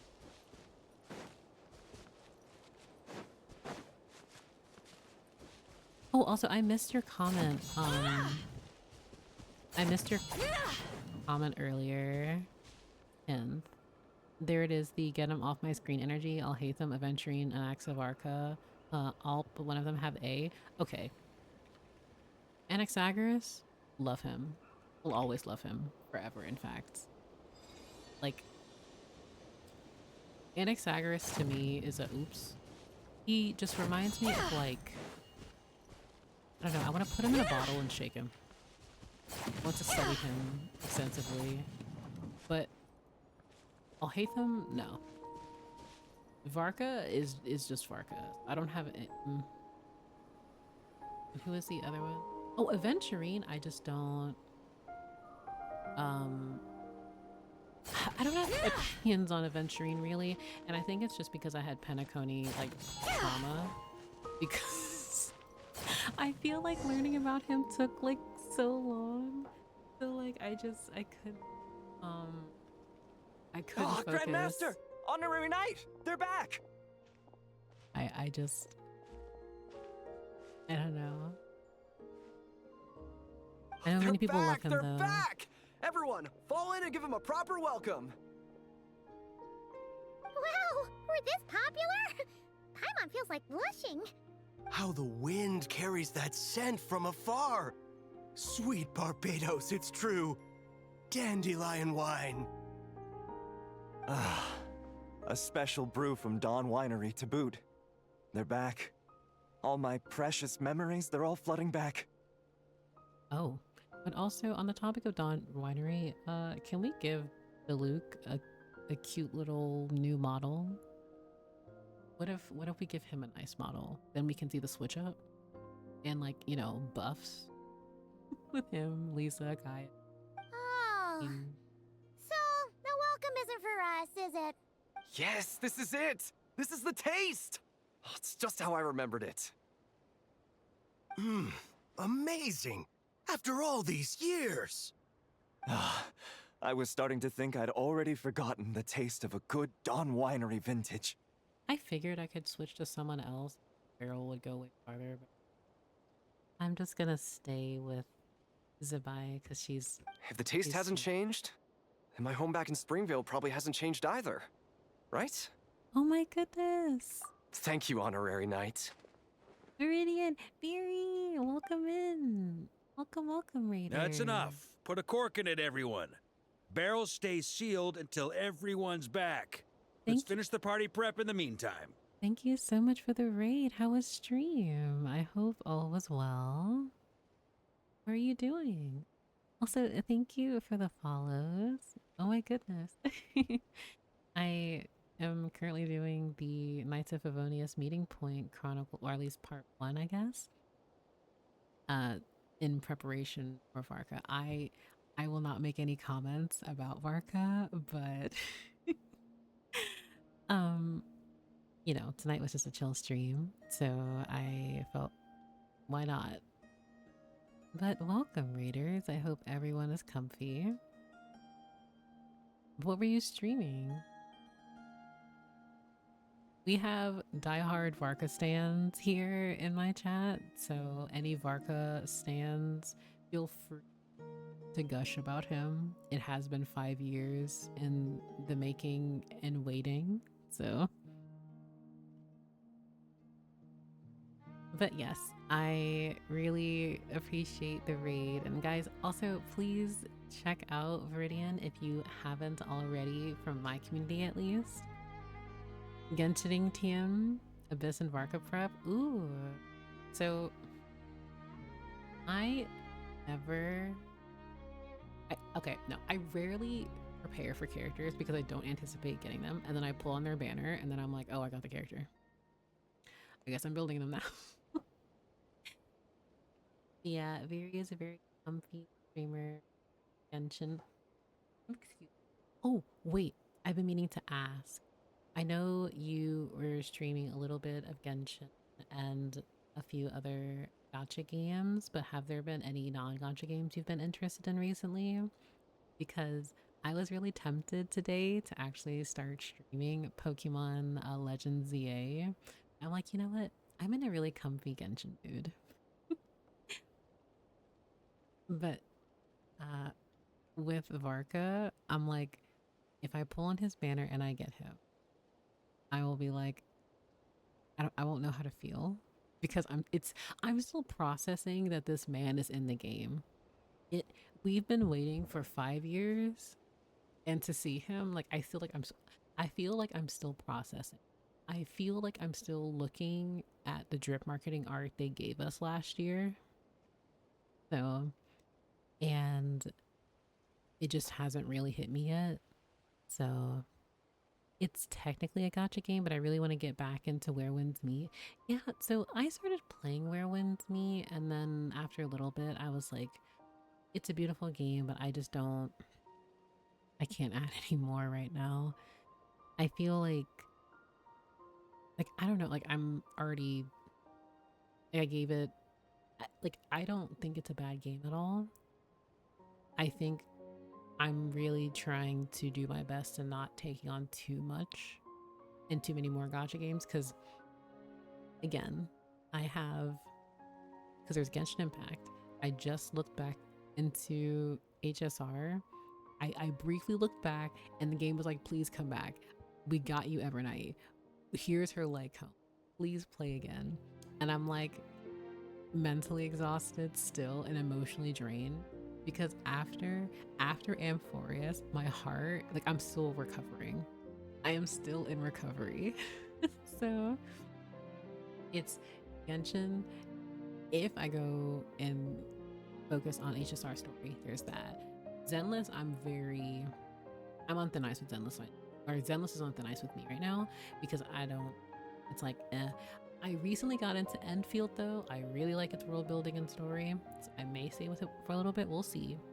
Wuthering Waves, I am so much more casual than I was before because I don't know if I necessarily like the direction where it's going. Not to say that it's terrible, but you know, that's already multiple gacha games, and I'm like, I don't know if I can do that right now. So, but I always love the lore aspect, so I think I'm just gonna be much more casual with games, and we'll see. But with Varka, like, I think just as a story enjoyer, I'm trying to unlook so hard. I'm trying not to perceive Varka as hard as I can. And I know in my heart of hearts, my mind will not allow me to ignore him, even though I'm going against myself. I also feel like I don't have the time to get into Uwa's lore properly, so that doesn't help. So something that's so ironic is that in my Discord, I created like a lore thread, like the lore forum because of Wuthering Waves World, because I was interested in it from the beginning because I like the idea of having the concepts of space-time, sound waves, like how that is incorporated in the story. And I found that really, really fun. And then in subsequent releases, I found myself being a bit more underwhelmed in certain aspects, so I stopped. But this isn't to say that I think that the lore is terrible. I don't. I've also been very, very moved, and I think there just hasn't been a region that grabbed me with Hulu. So I've just kind of, I'm still just seeing where I feel about certain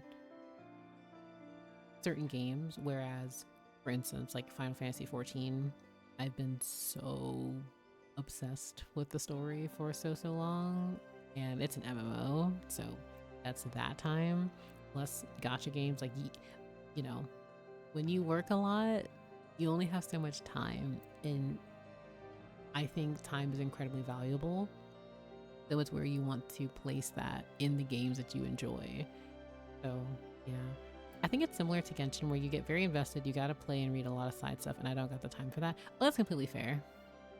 That's completely fair. And I also think it's very important too that even with games that you really like, setting aside that time, like it's a lot of lore.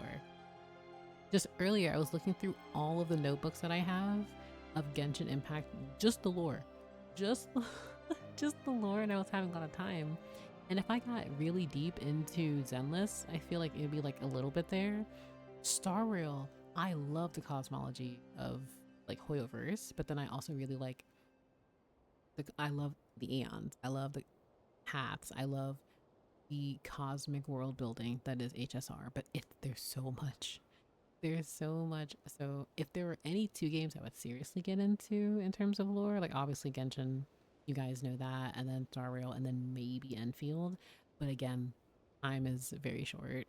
So, but it's like there comes a point where it's like, all right, we have to, and I say we as in myself, like get like time management and having breathing room, being able to just decompress, because some days I don't want to get into Genshin and immediately dive into lore. Other times I just want to log onto the game and just look at a character because they're neat and then log out. let me look at the character because my brain is not gonna work. I love HSR world building. I wish I had the time for that too, and HSR characters, they're so good. Very, when I tell you in M4, I was like, oh, these characters are cute. Oh wait, hold on, I'm starting to like them. And I was like, really attached to Castor. Hyacinth was, and then Finon. And then I was like, oh no, oh no, oh no, oh no. And I was like, God dang it, Hoyo got me again. And I am so upset because as a free rent enjoyer, I was like, how dare you give me Himmel again? How dare you? Like, this is so rough. And I, no joke, remember playing I played Amphorius 3.4 at like 9 p.m. This was off stream. I was streaming it to a friend. I played the entirety of 3.4. Did not finish until 5 in the morning, and I was in tears. I was in complete tears, and I just didn't do anything for like 2 weeks. I was so pathetic for this fictional man. I was like, oh, Hoyoverse, you did so well with Finon, and now I can't not. Like, I distinctly remember, and it was my friend Stephanie, because she was crying again while she was watching me play it, and I was just like, I can't do it. I can't play any more Star Rail, and I'm like choked up and everything, and I'm like, I can't. I love Finon. I love Finon Star Rails. And I need you guys to understand, the Finon means so much to me. I have not been so down bad for a character since Dimitri in Fire Emblem 3 Houses and Dainsliff. No, I don't have a type, please be quiet. And now it's Finon, like Zhongli as well. But like, listen, when you give me Dimitri Alexander Blythed, when you give me Dainsliff Genshin Impact, when you give me Zhongli Genshin Impact, when you give me Finon Star Rail, listen, they just change the trajectory of my brain, and I'm like, all right, okay. But now, your type is older men with mysterious backgrounds and lore they're hiding.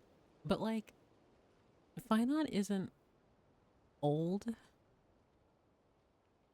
That's me with Aventurine.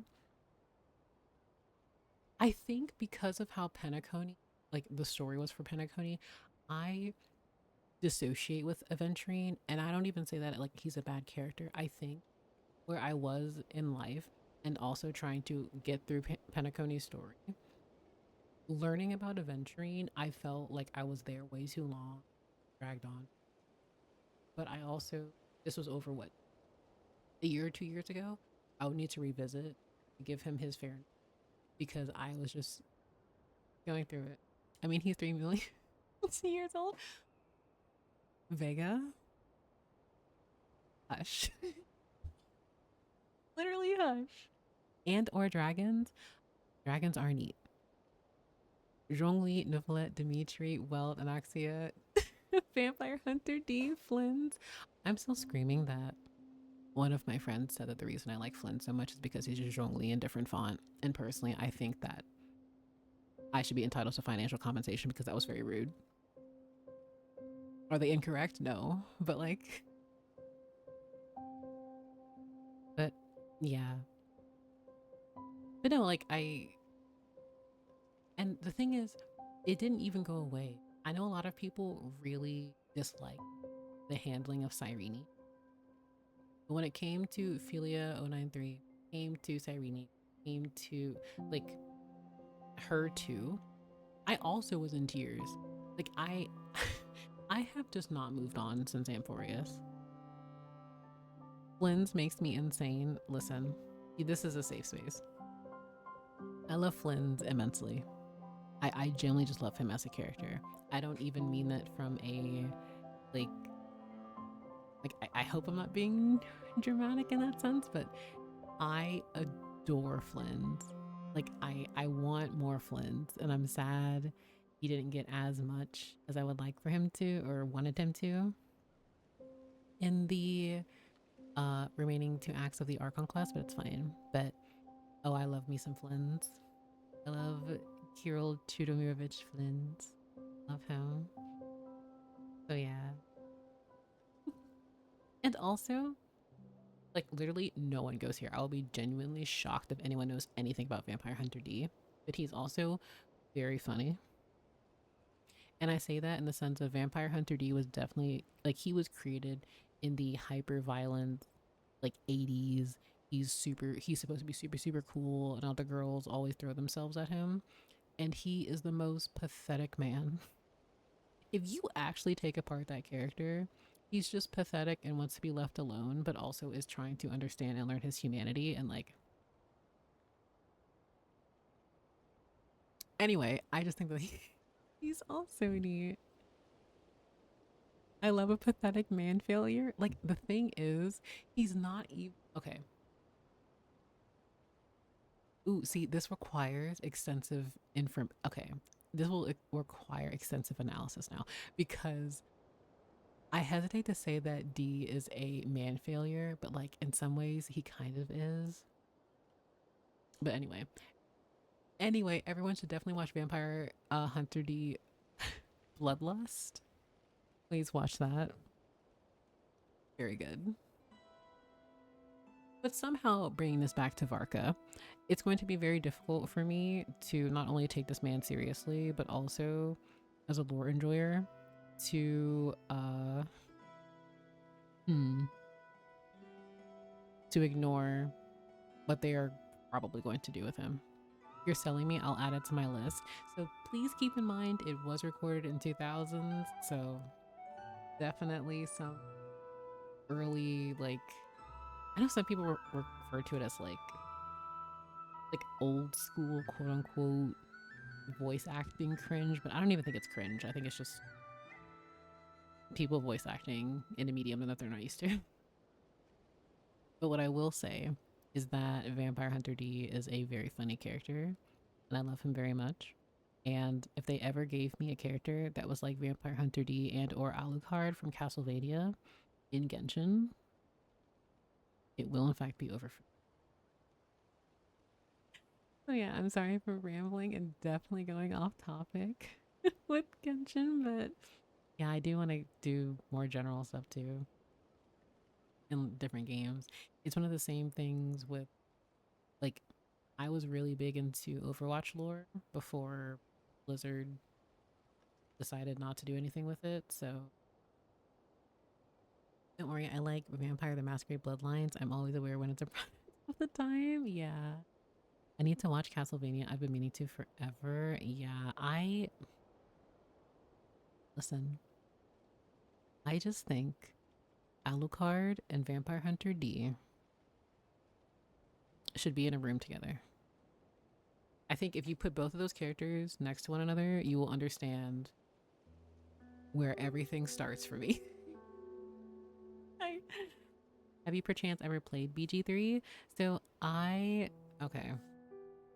I've never done a complete run. I started doing, like, playing a little bit of it with friends, and the campaign is currently on, like, indefinite hiatus just because right now I don't think I have the time to invest into a campaign right now, but I really want to get back into it because I really enjoyed it. But I will say that I did think Astarion was interesting. And that's all I will say.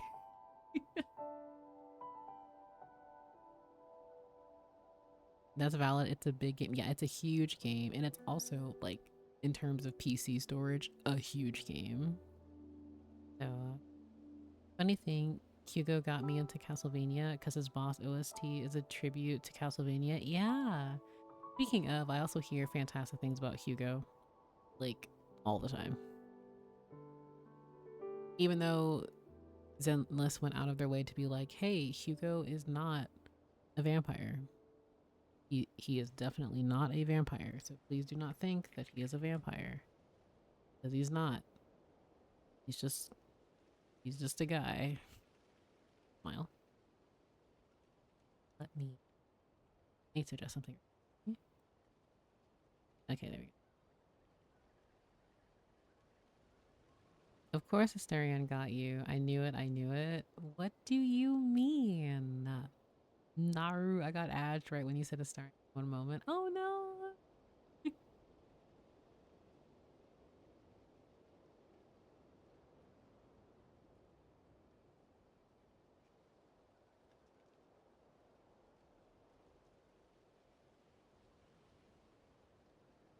Oh my goodness, I'm so sorry. I basically was just saying, yeah, I thought Asterion was interesting. I thought he was neat. And then, yeah. But that was basically it. I'll say welcome back. I really need to make a little timer at the bottom of my streams, but I forget to every single time I stream.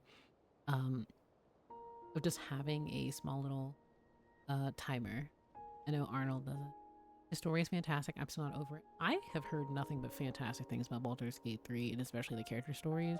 I've heard phenomenal things about Asterion, especially. So I look forward to it when that time comes because I really do want to play.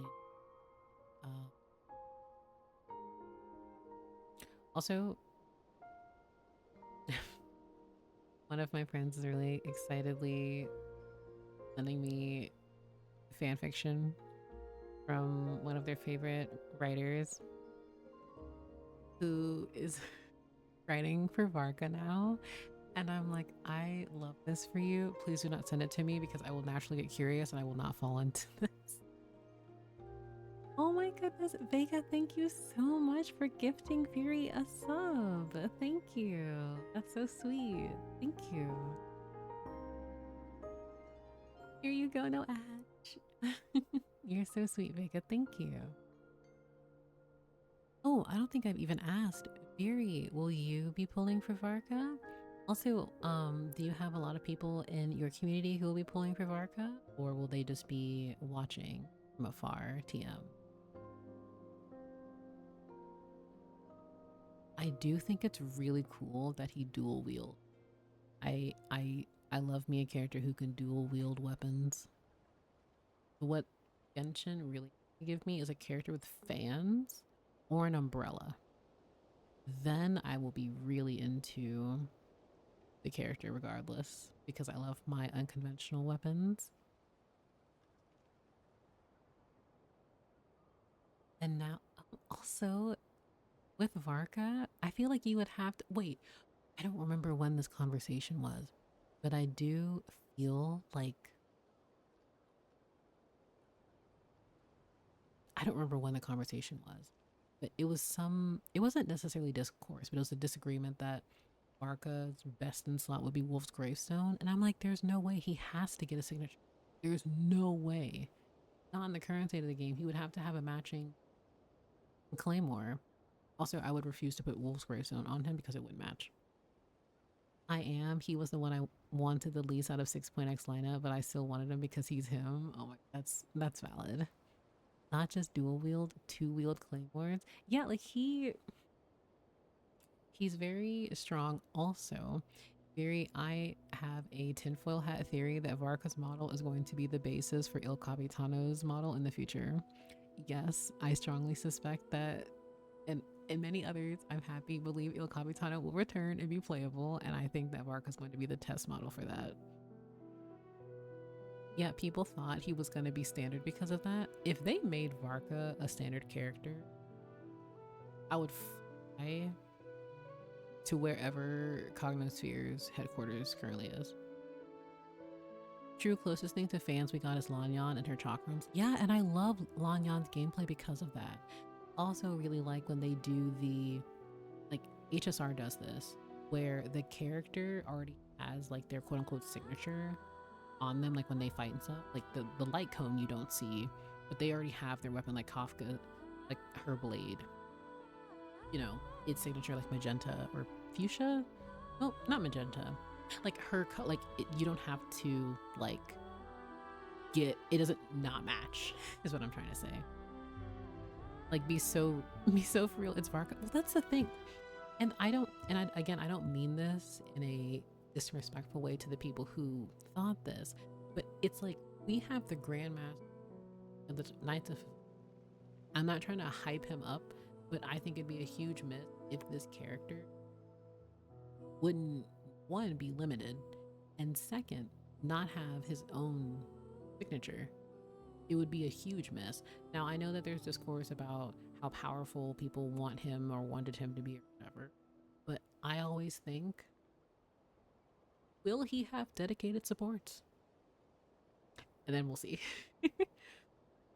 I also believe Capitano will be playable with that model. And I will always, I love tinfoil hat theories. I think, but we've mentioned this earlier in stream. I think just like how all of Natlan and even much of the Archon class, it like even parts of Song of the Welkin Moon, Simulonka, I almost said Simulacra. Simulonka, like multiple beats of the Archon quests already been covered because outlined in Simulonka, and you get up from the throne in Simulonka. Il Capitano is coming back, whether it's Il Capitano Thrain, etc.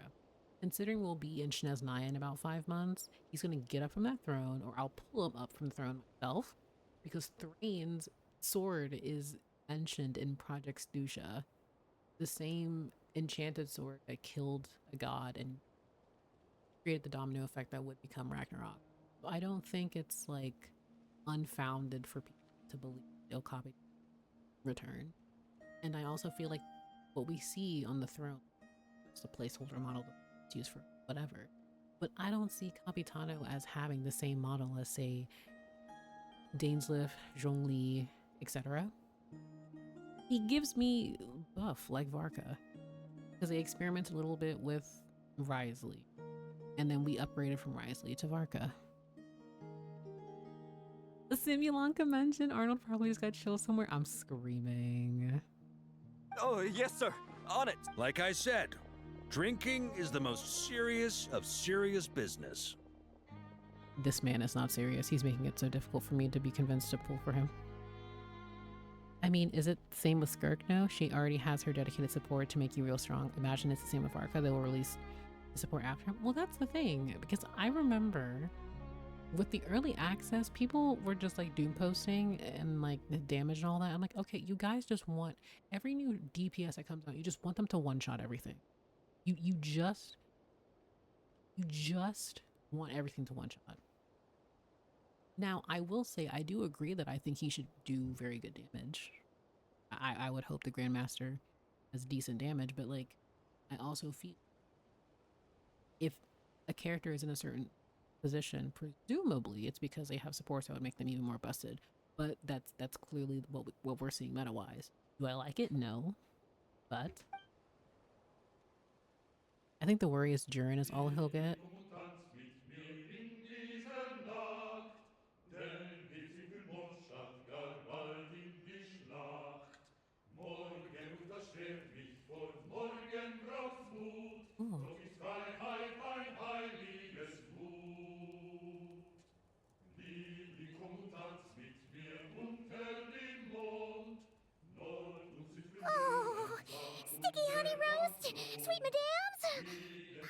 thought she'd get to eat such authentic Mondstadt dishes out here. Wait, where's Varka? Anyone seen him? He's not passed out drunk in a ditch somewhere, is he? Oh my god, Paimon, the vitriol. Oh my god. Given his liver's battle prowess, is that even possible? I'll go find him. You keep eating. Okay. Paimon will catch up when she finishes.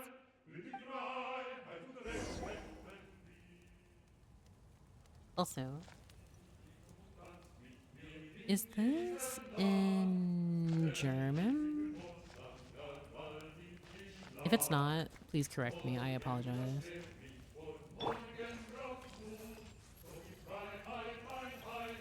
Oh my goodness.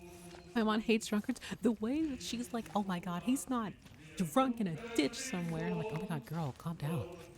It's probably fine. It is? Okay, thank you. I'm like, it sounds German, but like... Paimon. One more plate. Okay, this is the last one. Paimon swears. She's so cute. Like, there is currently no Hexeride Cryo, which makes Cryo Varka arguably the most lore appropriate absolute suffering to figure out team wise. I see, okay. And again, there's always valid criticism to be had when it comes to characters you're pulling for. Like, I do think that they should be in a very good state. Oops, let me do that. Okay, alright. He's in this pose, TM. He better not be in the... Curse me and my headcanons and thinking about characters too much. Varka is jovial, but he definitely has some... There's some sorrow there. And I just like... I'm not gonna think harder about this. Varka, why are you over here by yourself? Just watching your... So, what's the hero who saved our savior and brought it back to camp doing in a corner like this? Took the words right out of my mouth. What are you doing drinking alone? Truth is, what I've got in my cup is the most special of special brews. It can only be drunk alone. Oh, But since you've caught me, nothing for it. Here, have a cup. We're drinking with Varka. Why are we drinking? Olivia. I knew it, it's apple cider. Screaming. Oh my gosh. Got me. Just a joke. Not a drop of liquor on me right now. If you're thirsty for a real drink, go find Eumeni later. She's got plenty in stock. Okay, as much as okay. You're only gonna get this once from me. So, as jovial as he is, as lighthearted as, you know, he's presented to be, Varka, to me, really strikes, yes, he's very much so about personal accountability, always. And he does shoulder just the title of Grandmaster of the Knights of Favonius, and he truly deeply cares about the people that he watches over and loves humanity so much. So to me, I also feel like he's the type of character who masks his own like turmoil with smiles and all that. But he's also, and I don't mean to say that, you know, he's so how do I want to word this?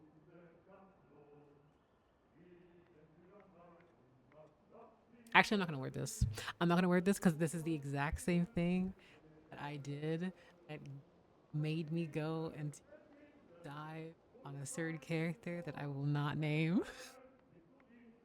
And it's like, oh, there are layers to Varka. There are probably many layers to Varka. There are many layers to this onion, and I don't know if I want to peel back those layers. In fact, I feel like, okay, I think he's aloof to a degree, but I don't think that he's responsible in the sense of, you can clearly see when it's Grandmaster Varka versus him being a little less of who he is versus him showing us him at his most vulnerable, which he has not shown us yet, unless TM, we will see that in. I won't, but maybe you all will. But he's smiling at you. I mean, he smiles, but I also can see a fake smile when I see one. I'm not saying he's fake smiling right now, but he also will ensure, he will shoulder. I almost said something that gave me like Finon parallels, and I just freaked myself out. I'm just letting the dialogue continue. A camp always needs to have one sober soul to guard their drunk comrades from things that go bump in the night. Those have been my standing orders since this expedition started. Rotten luck, eh? Just so happens that tonight, it's my turn to be that sober soul. So, on this night when they're all drunk, I can't be. Was it really luck? On the very day the dandelion wine was due to arrive? Who knows? Maybe fate just gets a kick out of messing with us. If it had come one day later, maybe I'd have been down there guzzling wine to my heart's content. Oh my gosh. Varka, please. No. But if it had come but one day later, maybe you'd have passed the camp by, missed the feast, never even had this chance to talk. You know, Varka has such a practiced hero smile. It sickens me because I'm like, what's underneath, sir? Metaphorically. Also, thank you for the tier 1 purple. That's so sweet. I'm so sorry you like came in as soon as I said that. Varka even fought the sun Malwika in a drinking contest like Finon. Moving on. Nobody can say what choices lead to what outcomes until the time comes. Just like when I decided to lead this expedition out of Mondstadt. Never imagined I'd make it this far. The reason you launched the expedition, was it to deal with the wild hunt? That's how it turned out, aye. But when we marched, all I knew was this. An abyssal storm was brewing up north, one that threatened to scour all of Tevat. Yeah, because Barbeloth had she performed a divination with her scryglass. And It took us some time to mobilize, but where would the enemy appear? What form would they take? That was all a complete mystery to us when we set out. All we could do was gather intel as we marched, preparing for every contingency. oh my gosh, oh my god. Sorry,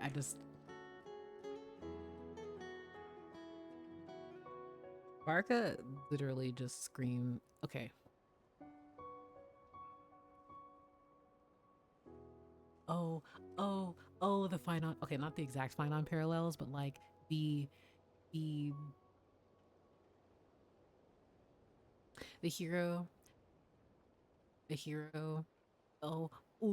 getting uncomfortable. I'm not thinking about this anymore. I'm going to actually fix a command I have. I'm going to ignore this. I'm going to ignore very similar parallels because I will not be the one.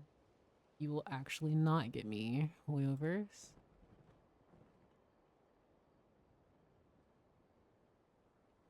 I forgot that I have a command for Flynn's weapon. I forgot that. I think Smay made that. Give me just a second.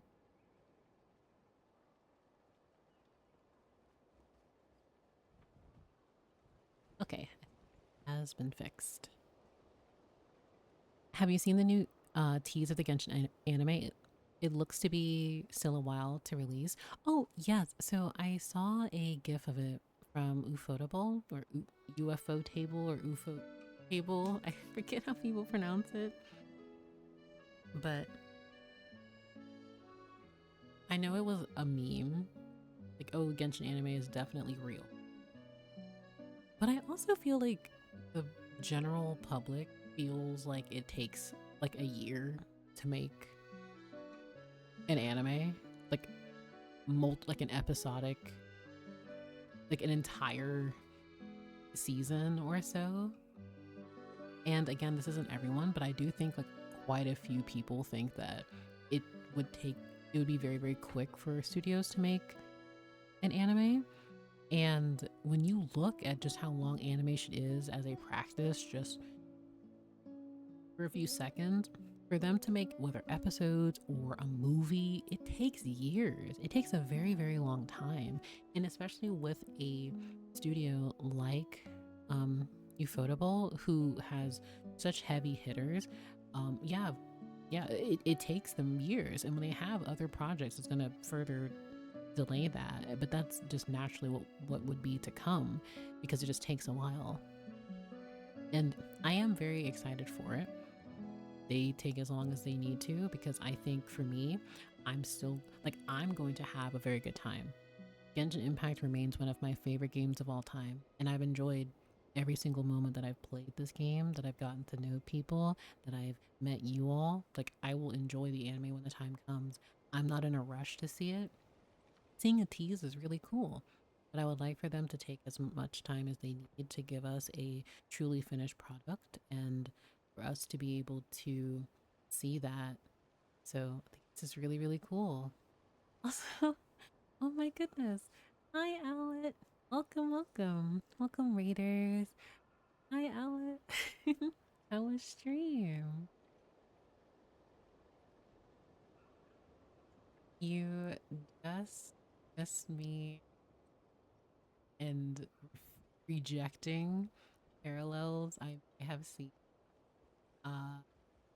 character-wise between Varka and, obviously not like a one-to-one by no means, but there are elements one could take note of. I've got to head off. Rest well, everyone. We'll be waiting to hear about your Varka. Also, you're definitely not doing Kent. Shush. You shush, Kent. You shush. Stream was so tiring. I had to read and it hurt. Oh my gosh, Alan, I'm sorry. I'm so sorry. I hope you're able to be sure to like rest your eyes, your brain, like your throat, just like with speaking out loud a lot. Please take. And also have a good night, Ken. Thank you so much for stopping. But yes, to those who may not already know, please check out Owlet, one of my friends and lore keeper, who also is very heavy Genshin lore. But I think, also, I think next to, I'd have to, both you and Stephanie are like the biggest Dottore stands. Like, I know. So, that's also something I wanted to add. But yeah. Lots of hot water time. But you definitely. And thank you so much again for the raid. I truly appreciate it. Thank you. That's all you knew and you still launched the expedition? Didn't you say intelligence is the foundation of any campaign? Ha! Quick study, aren't you? Alas, the enemy won't sit around twiddling their thumbs while we finish preparing. I think about him every moment of my life. Every hour we hesitated, the abyss was devouring the lives of countless people. The sooner we marched, the sooner we could change their fates. That was all the intel we needed to launch this expedition. No wonder you're the Knight of Boreas. That's the Knight of Favonius for you. None of that formality, honorary knight. And you're no different. Your journey's also changed many people's fates. Be it Mondstadt back then, Dvalin, or Nodcry now, the expeditionary force. Even my fate too. The fact that we can sing around the bonfire, drinking and thinking about the future, none of that could have happened without your arrival, traveler. Am I really that amazing? I'm just... Who's to say? Fate's fickle and hard to fathom after all. But as long as you're alive, there's hope. The wine we didn't drink tonight, we can have tomorrow. The lads will save my share. As long as we're still breathing, tomorrow will bring more wine and laughter. So cheers to tomorrow, to hope. I honestly thought he was going to say see you tomorrow, and I was about to scream an end stream right there. He's very positive, and he's so...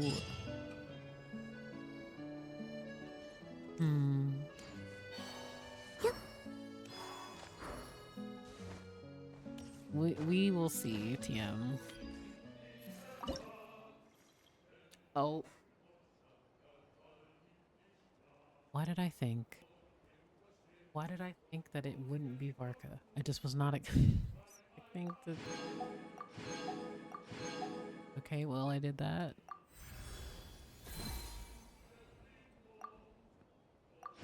Oh. Well, I once I reach 90%.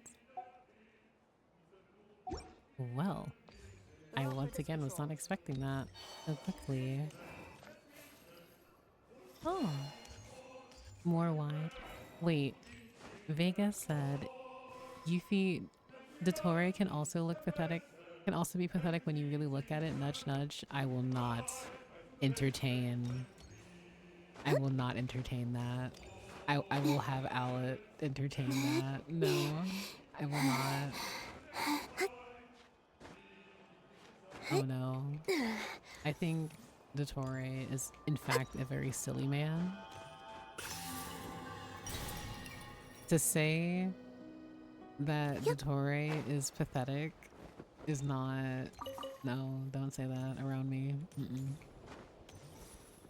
He's a very interesting villain. Don't worry, I will look at him very closely, intimately. I think Dottore. And wait. Okay.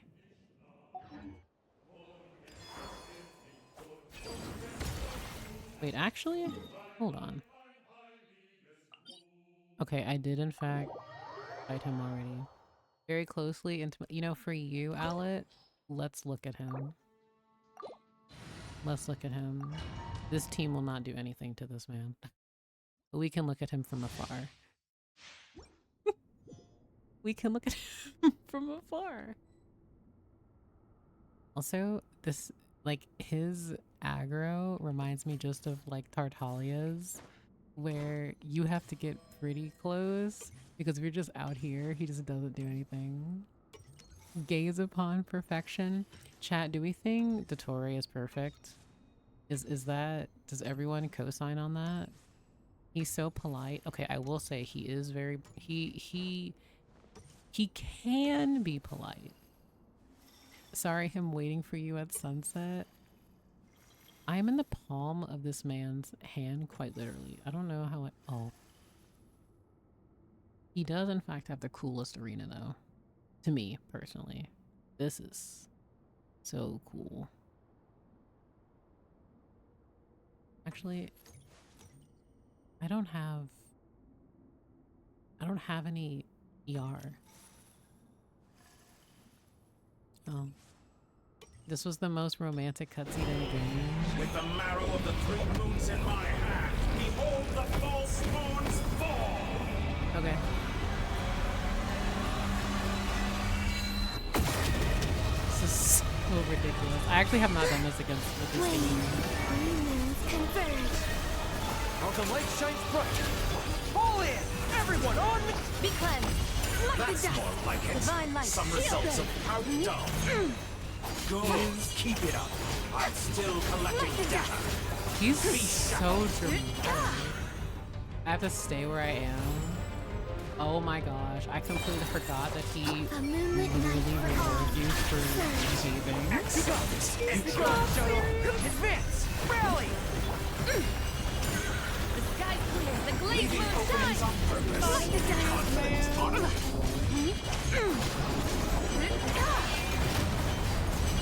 So you'd rather wallow in this rotten, decaying world?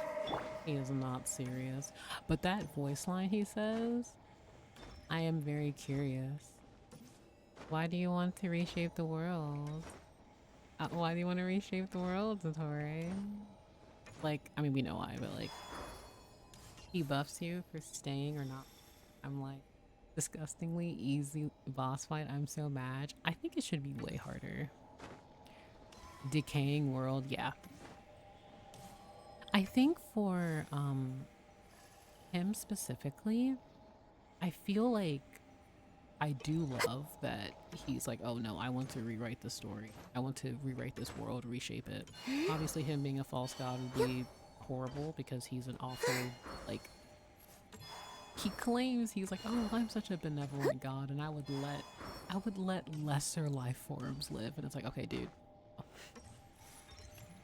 And even though I'm like mainly memeing, I do think he's a compelling villain. I don't necessarily like that they were just like everything was Dottoro's fault and he's the reason why X, Y, and Z happened, but I do think when you pick apart his character and some things that he mentions, it's fun to discuss. Honestly, I agree. I would love for the fight to be harder. The chess boss is harder for me than Dottore. Oh no, I completely agree. The chess boss fight is just so, like, I will stand there with my Skirk team and I'm like, well, I hope I don't die. Because,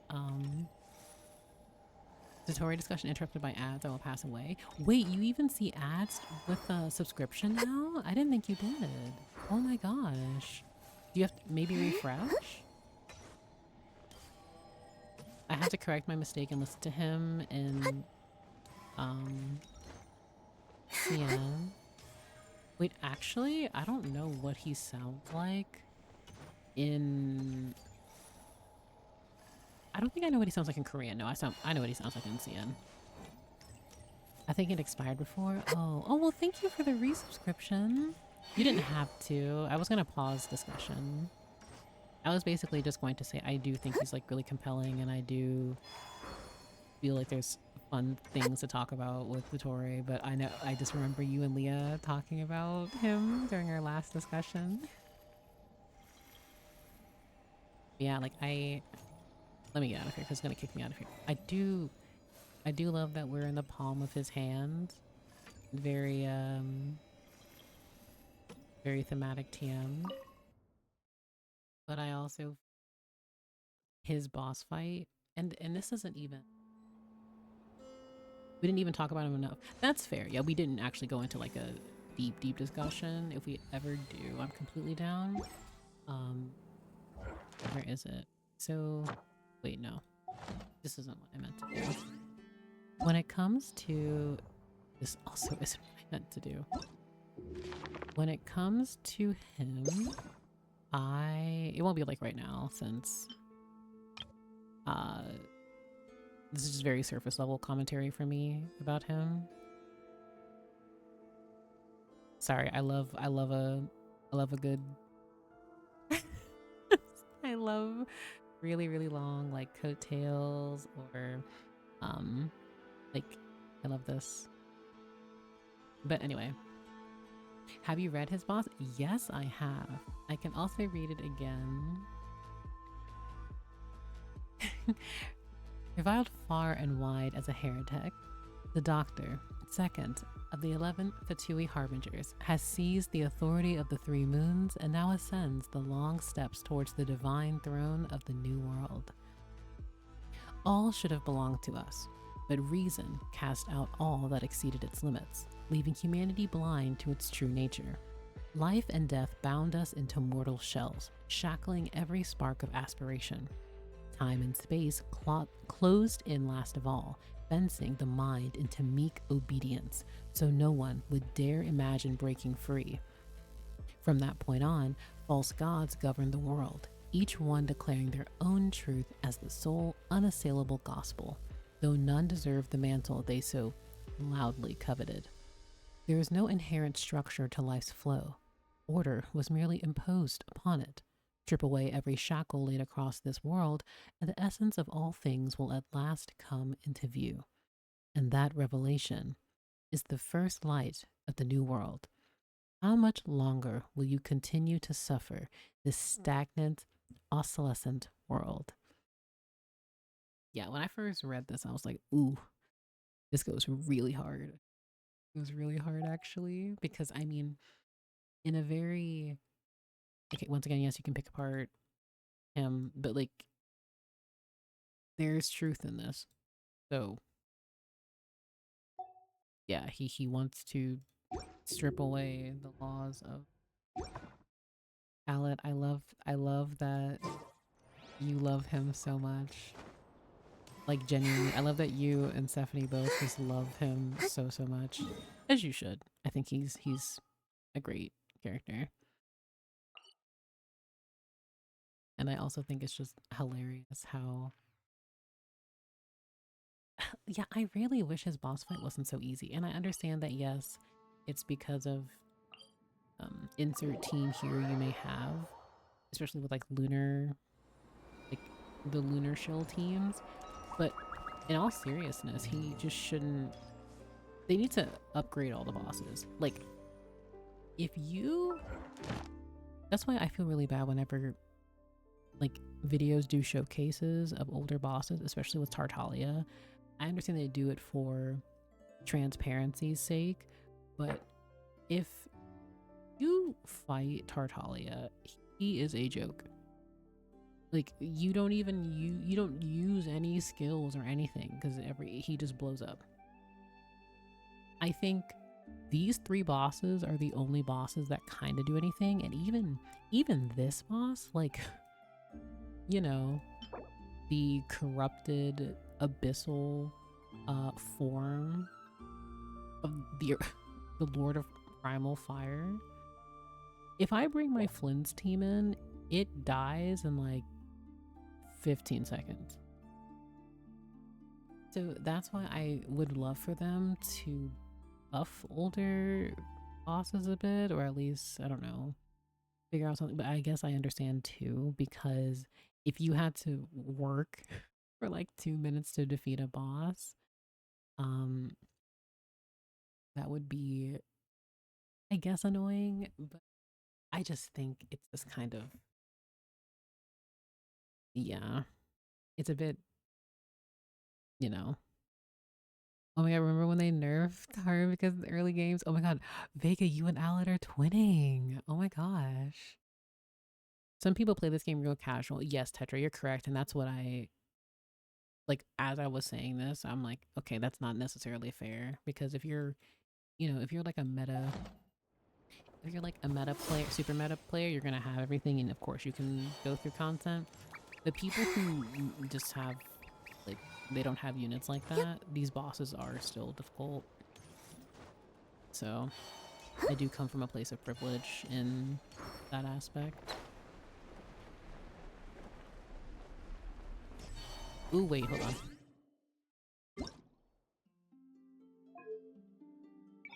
I just do this on principle now because people do not know what Tartaglia sounds like in Korean in his fight.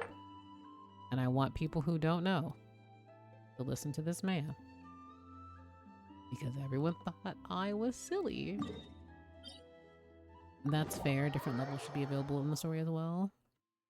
Some games do that and it's fine. Oh yeah, I agree. Something. Oh yeah, that was Viv. Viv being like, oh my god, is this what it's like to be freedom? Do you have Bina's wings, by the way? No, I get them next week. I get them next Thursday. It's so far away. It's so far away. But soon, I'll have them next week. I'm just... yeah. But I want everyone who does not know or is not familiar to listen to Tartaglia in Korean. And I will not elaborate. I will not say anything. I will go in, I will listen, and then I will leave. 이런 기회 흔치 않아. 날 좀 재밌게 해봐. 항복도 괜찮은 선택이라고 할 수 있지. 상냥하게 대해줄 테니 걱정 마.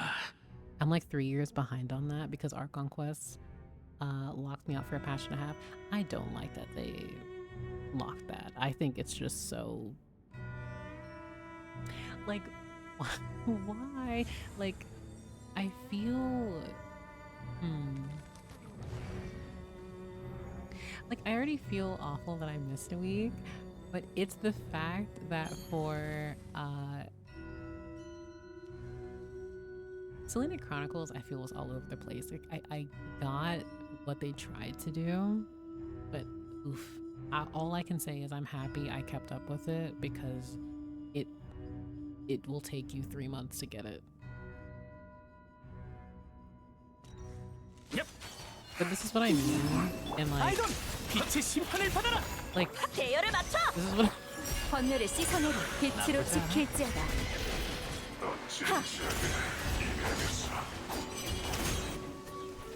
one E. One E. Like 1E. 번뇌를 씻어내리.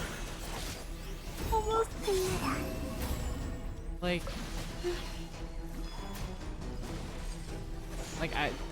this is 진군하라!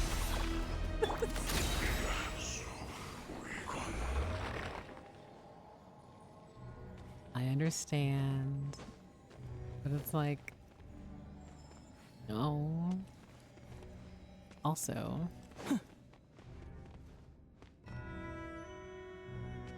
gosh, I'm just remembering early Genshin, man.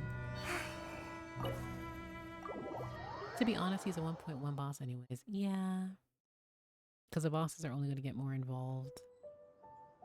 Guess who didn't do their Selena Chronicles because they thought they could wait for them all to unlock to do them all at once. Haha.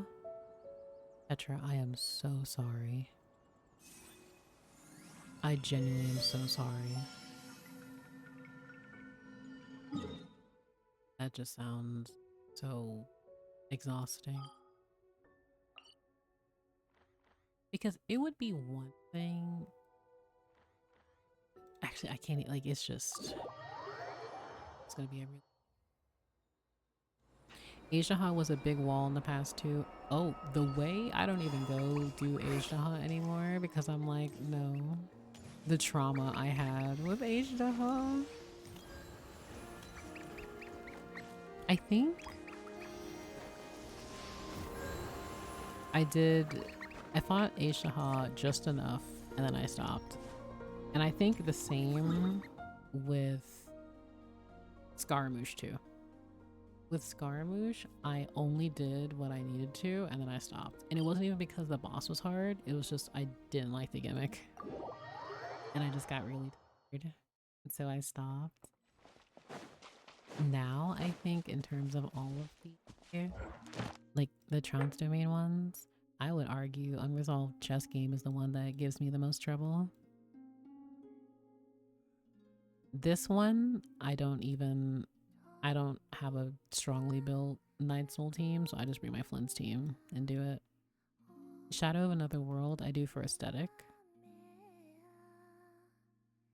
Scarfight also too easy, there's rarely any fighting. Yeah, like the thing is, it's not a difficult fight, it's just, I got so tired of like zipping around and kind of got a headache. A pep is easy too, I think, personally. Like, I think in terms of, like, I'm disregarding these two. But, I mean, they're all fairly, yeah. But again, I need to be quiet because I am saying this from someone who brings in teams that don't include the Traveler.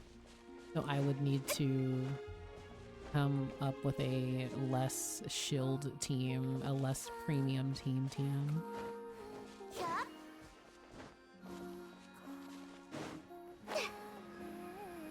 But next week I will have Columbina's Wings. I am very tempted to read the description of them because I'm so sad I missed a week. 이 마왕도 표준 마왕과 동일한 종과 강이었지만 목이 달랐다. 줄무늬 다람쥐 마왕은 매우 흉포해 보였다. 줄무늬 다람쥐 마왕이 어떻게 생겼는지 상상이 안 된다고? I forgot. 말라우스한테 도와달라고 하자. I always forget that she says little things here and there. At least the bosses are not balanced with premium teams in mind. Oh, that would be so miserable. Volto, that would actually be so miserable if they were. Oh, you don't have the most recent shield 원령한테 안대를 unit? 맡아달라고 할까?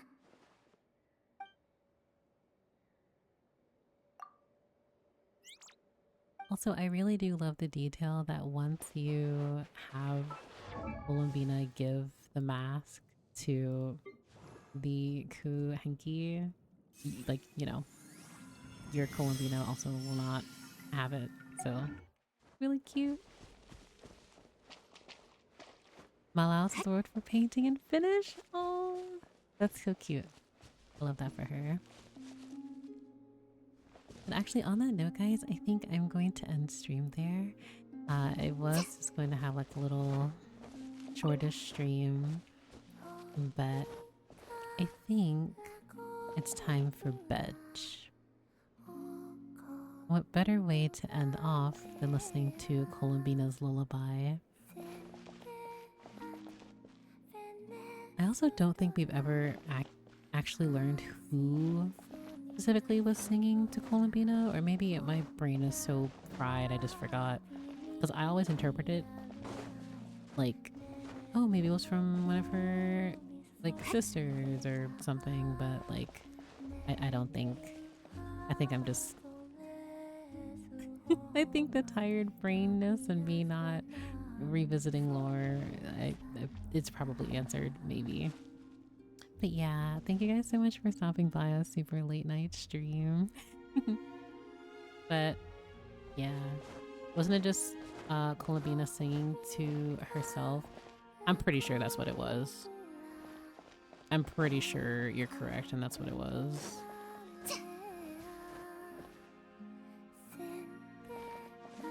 Oh my gosh, I thought I just saw a bug on me and it was my hair. Yeah, it's time for me to go to bed. I'm losing myself. But thank you guys so much for stopping by. I really appreciate it. And I will try to stream again sometime relatively soon. But you guys all take care and we will talk soon. Have a good night, guys. And thank you, Alet and Beery again for the reads. Have a lovely night, everyone.